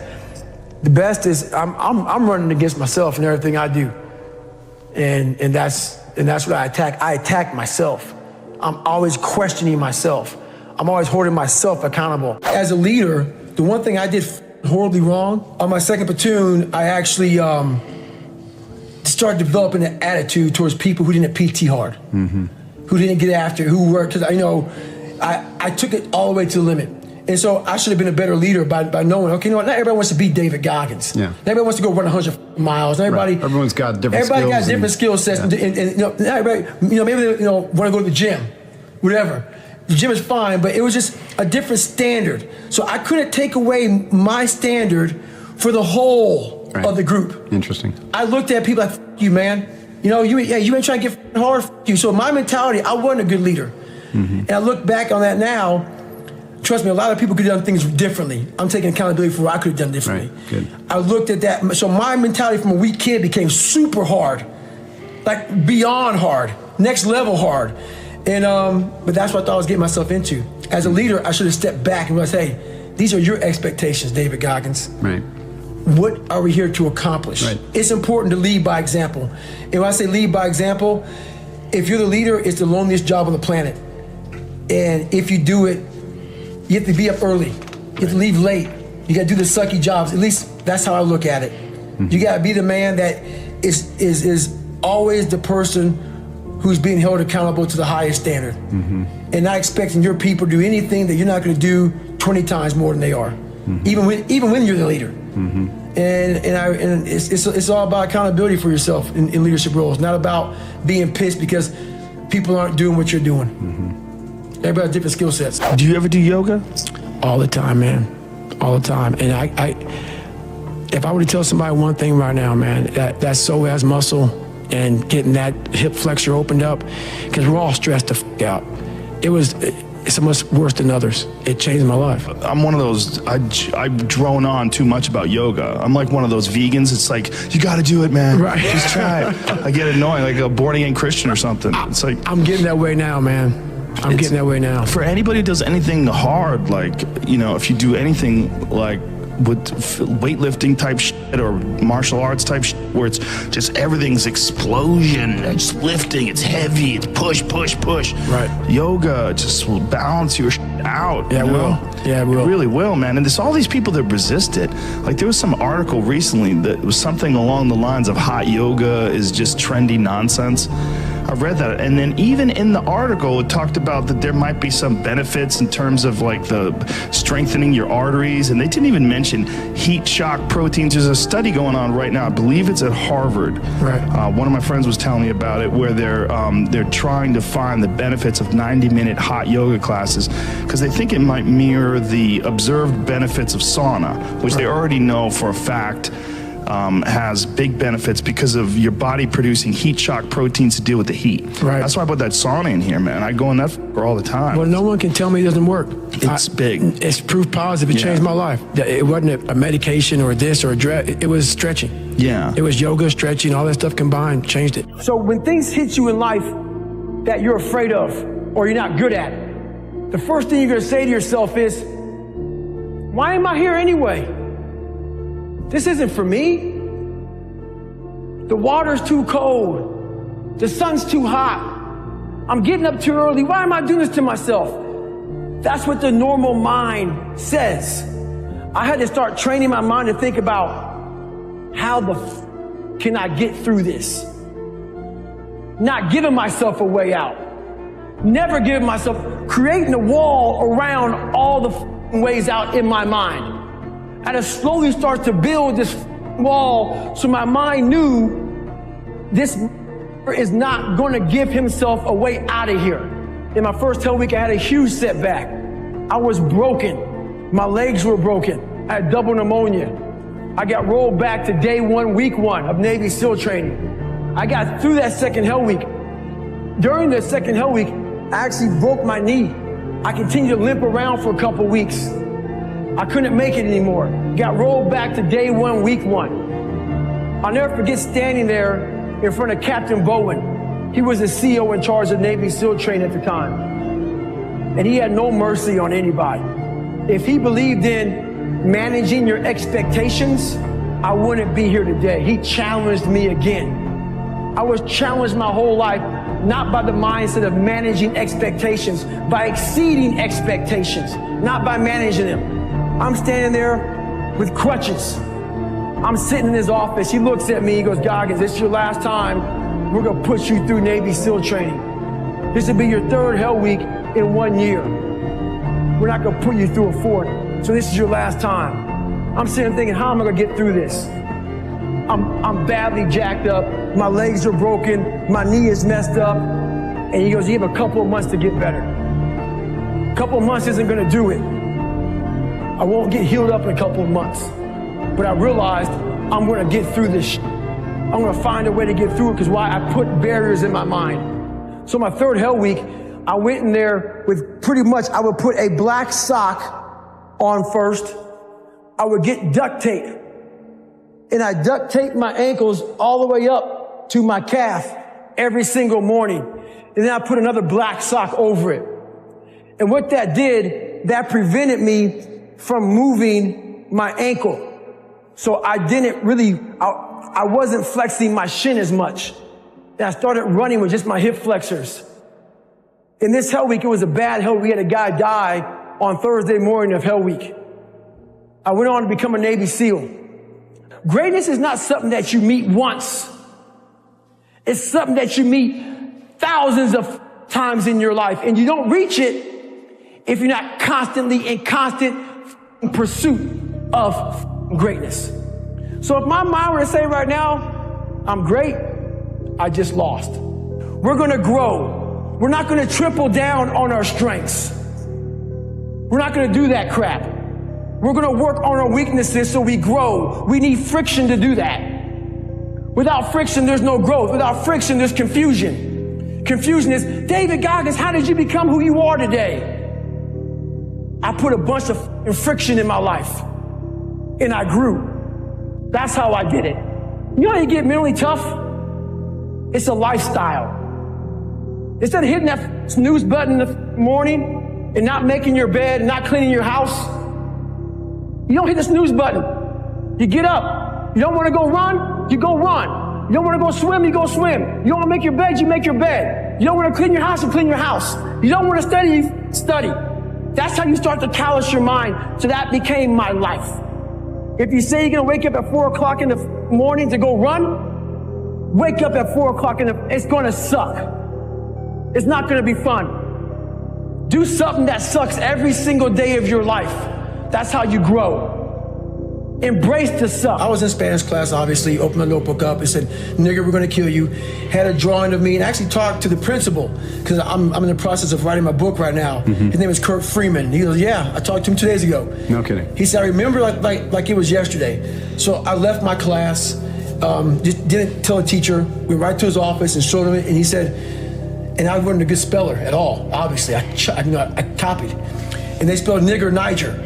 I didn't know how to spell a nigger, you know what I'm saying? They spelled nigger Niger. So he looked at me and said, they're ignorant. And that was the best advice he can give me. Yeah. My mom was working 3 jobs.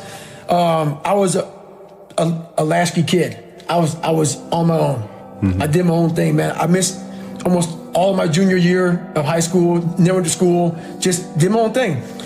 And that was a turning point when I really realized I was on my own. Mm-hmm. I mean, it just kind of hit me. Like, the best advice you can give me is just spell nigger Niger. Mm-hmm. And pretty much, I think he called my mom up and I went back to class.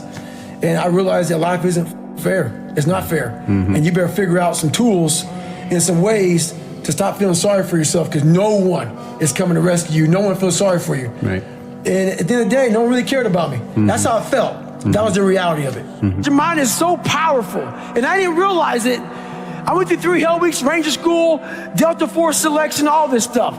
This incident I'm going to explain to you right now was where I realized we are only at 40% of what we are capable of.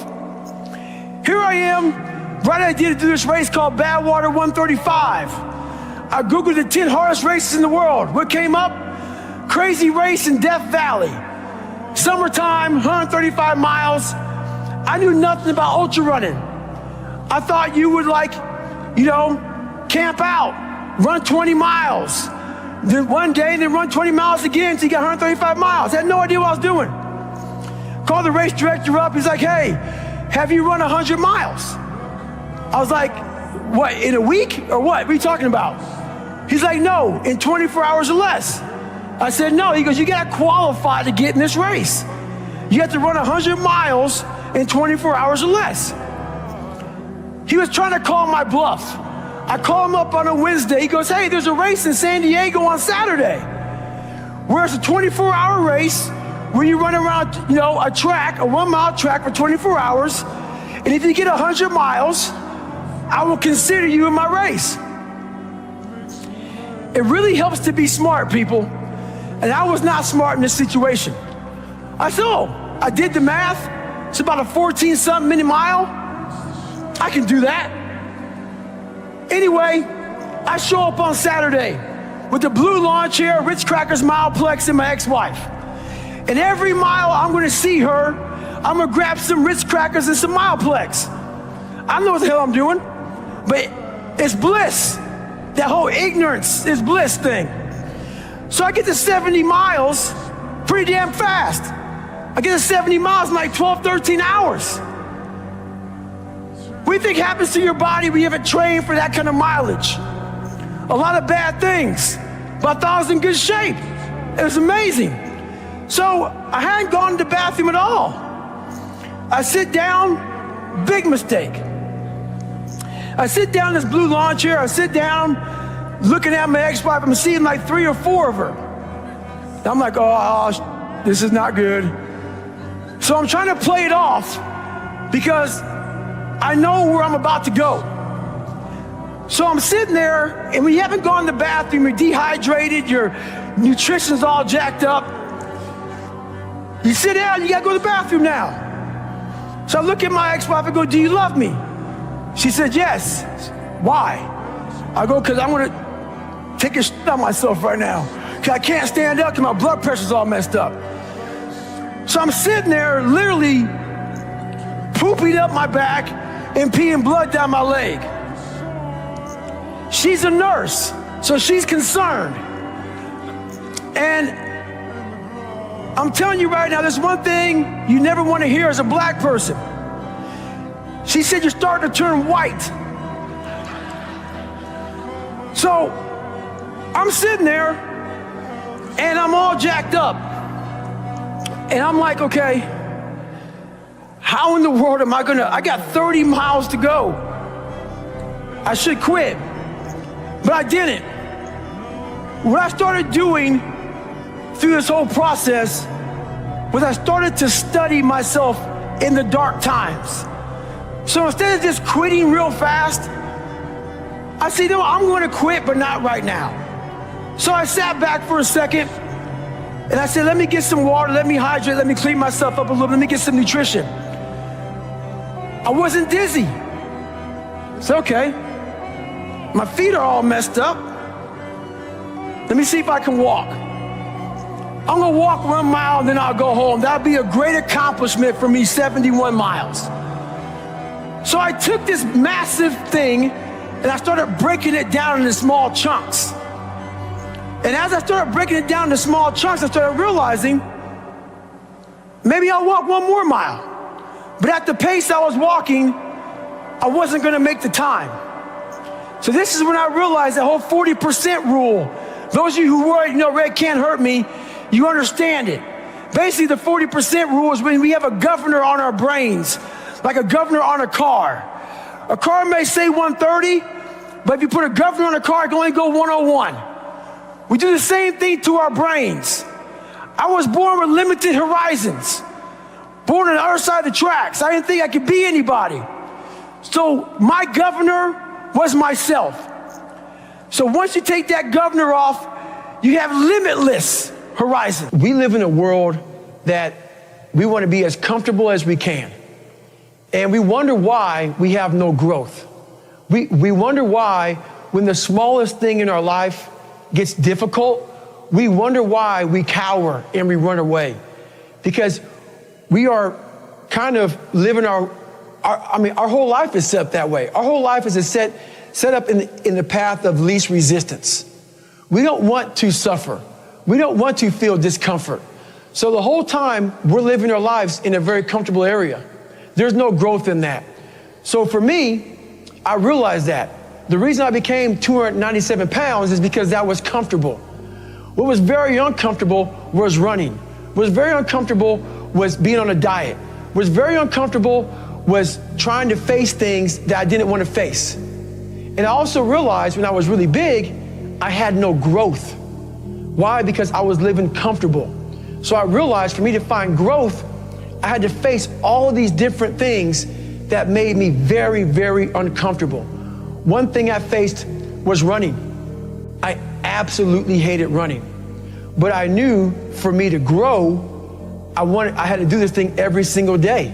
I wanted to start callousing my mind. I wanted to start becoming a better person. And how you become a better person, how you gain mental toughness, how you become the person you want to be, is constantly facing the things that you don't want to face.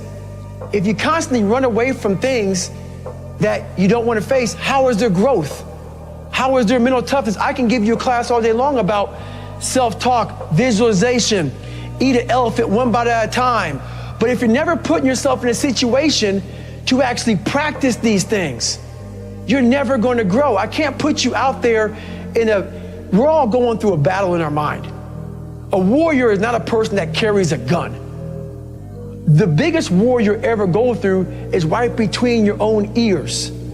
It's in your mind. We're all going through a war in our mind, and we have to callous our mind to fight that war and to win that war. When you're suffering, you give up on the very things that you wanted the most. So when the suffering got too much, my dream died. And pretty much I almost died with it. If I didn't find Navy SEALs and getting past that hump, I would have never been up here today. You can't outrun your demons. They'll always know where you're hiding. I walk around life with so-called headphones on my head, man. I don't, really wear them, obviously, but I just have these earmuffs on that I silence out the noise. I silence out the judgment. Those people get in our head. The most important conversation is the one you have with yourself. You wake up with it, you walk around with it, you go to bed with it. Eventually, you act on it. And my conversation was a bad one. So the people who I thought were up here in my life, these uncommon men, I was putting myself down here. But over a period of time, I started realizing that I'm also uncommon. And I started picking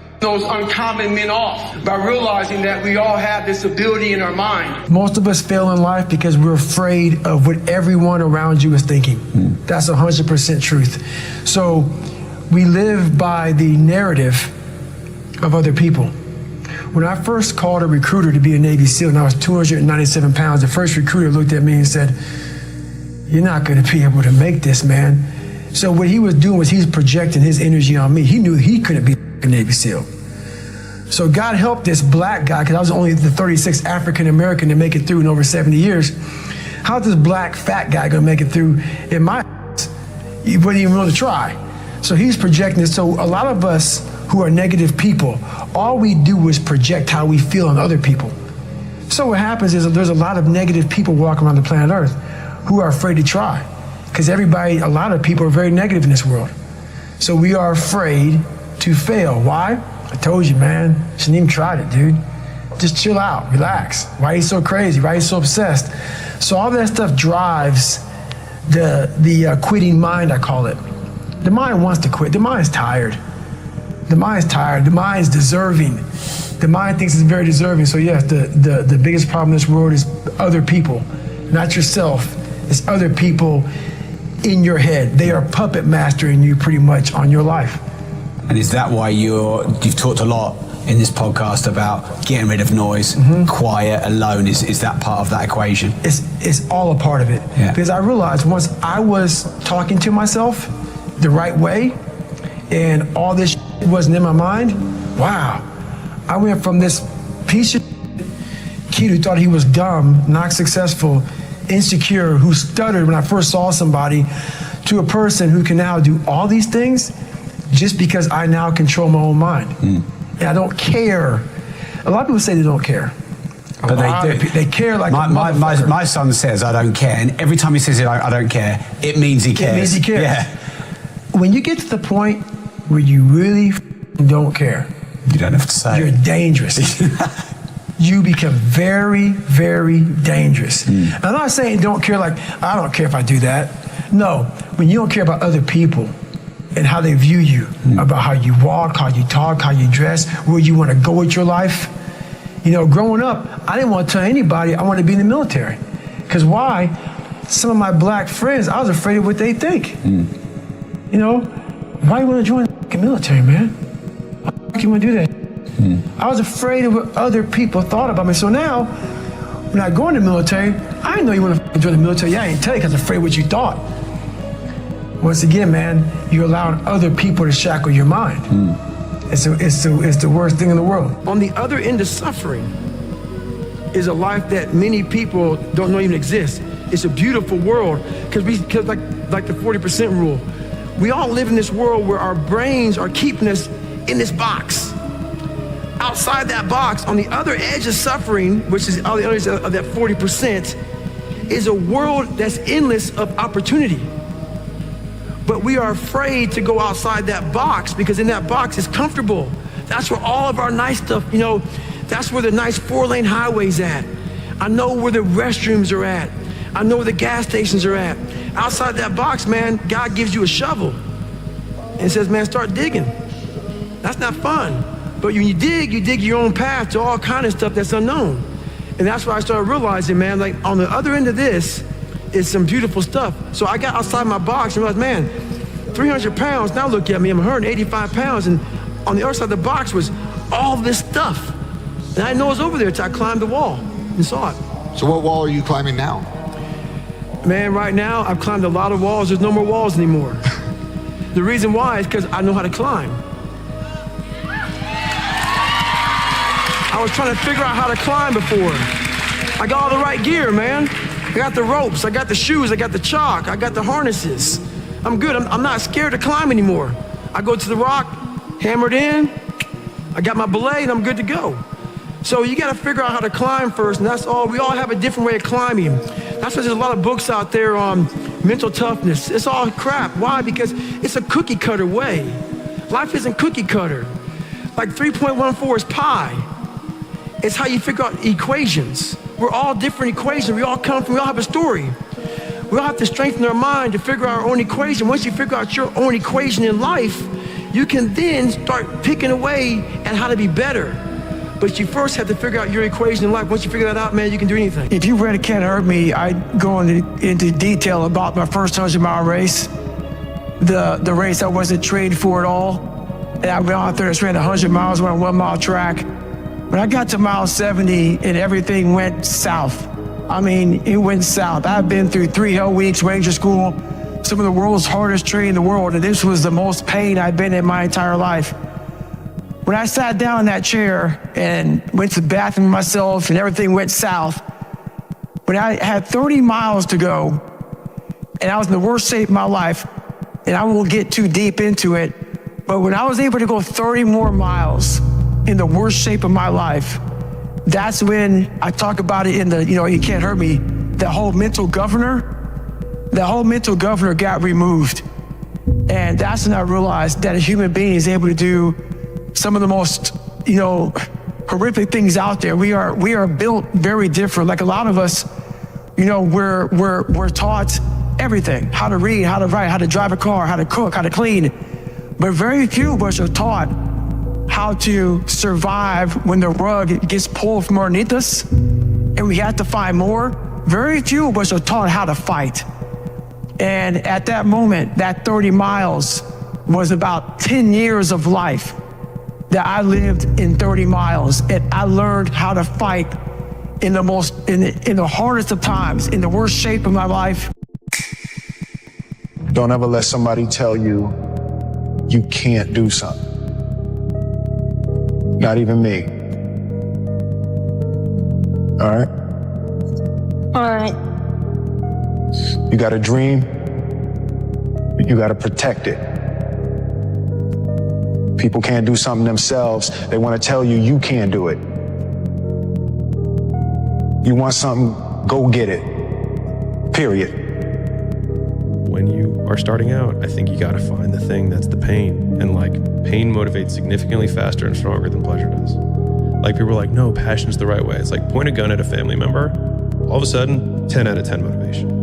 Pain. And so I think people should use their pain more. What matters is, at some point, you have to identify what you want to do, and you've got to become the best in the world at that, period. And so you say in your life, well, something grips you and fills you with interest. And you think, well, should I do that? And the answer is, if not that, then something. What if it's a mistake? It's a mistake. Rest assured. What do you know? You're going to stumble around, right? And what's going to happen is this. You're going to not stay in stasis. You're not going to wander around in circles. And I see people like that. They said, well, I never knew what to do, and now I'm 40. It's like, that's not so good. That's not so good. And you might say, well, and there is a literature too that suggests that people are a lot more unhappy when they look back on their lives about the things they didn't do than they are about the mistakes they made while they were doing things. We have these idealized versions of purpose that I think Instagram and all this stuff kind of make terrible. But like, I think there's a lot of honor in work, period. And I think a lot of people fool themselves by thinking that what they do for some reason is not honorable. If you're building the muscle either way. You're either building the muscle that says, I do what I say, I keep the commitments that I make, or you're building the muscle that says, I make excuses. I don't do what I say. I can't be counted on, right? And so when we think about discipline, it's really about like, what promises are you going to keep? And the tricky thing is you're keeping promises to yourself that nobody even knows that you made, right? It's not like, hey, you made this commitment. If I don't write this book by this time, like, I have to do this embarrassing thing, or, then I'll retire. You're not really putting your ass on the line in that sense, but you've said to yourself, you're going to do this thing, and building that muscle is really important. I mean, sometimes you have to let other people's dreams for your life die, for yours to live. And for me, it was like when I continued to every day not want to wake up, that was my wake up call, where I was like, either I continue to live this way and not want to be alive, or I just risk the fact that I'll die to everybody else. And I think that it was the hardest decision of my entire life, by far. All the hard stuff I went through, still the hardest decision of my life. Is your foundation and your fundamental principles so strong that if this thing was to go away, could you still create happiness and success all over again? If your foundation and principles are extremely strong, no matter what endeavor it is, you look at the most successful people in business and everything else, they've gone to do multiple things that have allowed them to create different levels of happiness within that confined circle. Michael had basketball. Then he had the shoe brand. Now he's got other endeavors. He's involved in, a lot of philanthropy things. The competitive nature doesn't stop, and everybody thinks you can only be happy with one certain aspect in your life. You can create happiness in multiple things in your life, and if it gets to the point where it is burning you out, that means it's time for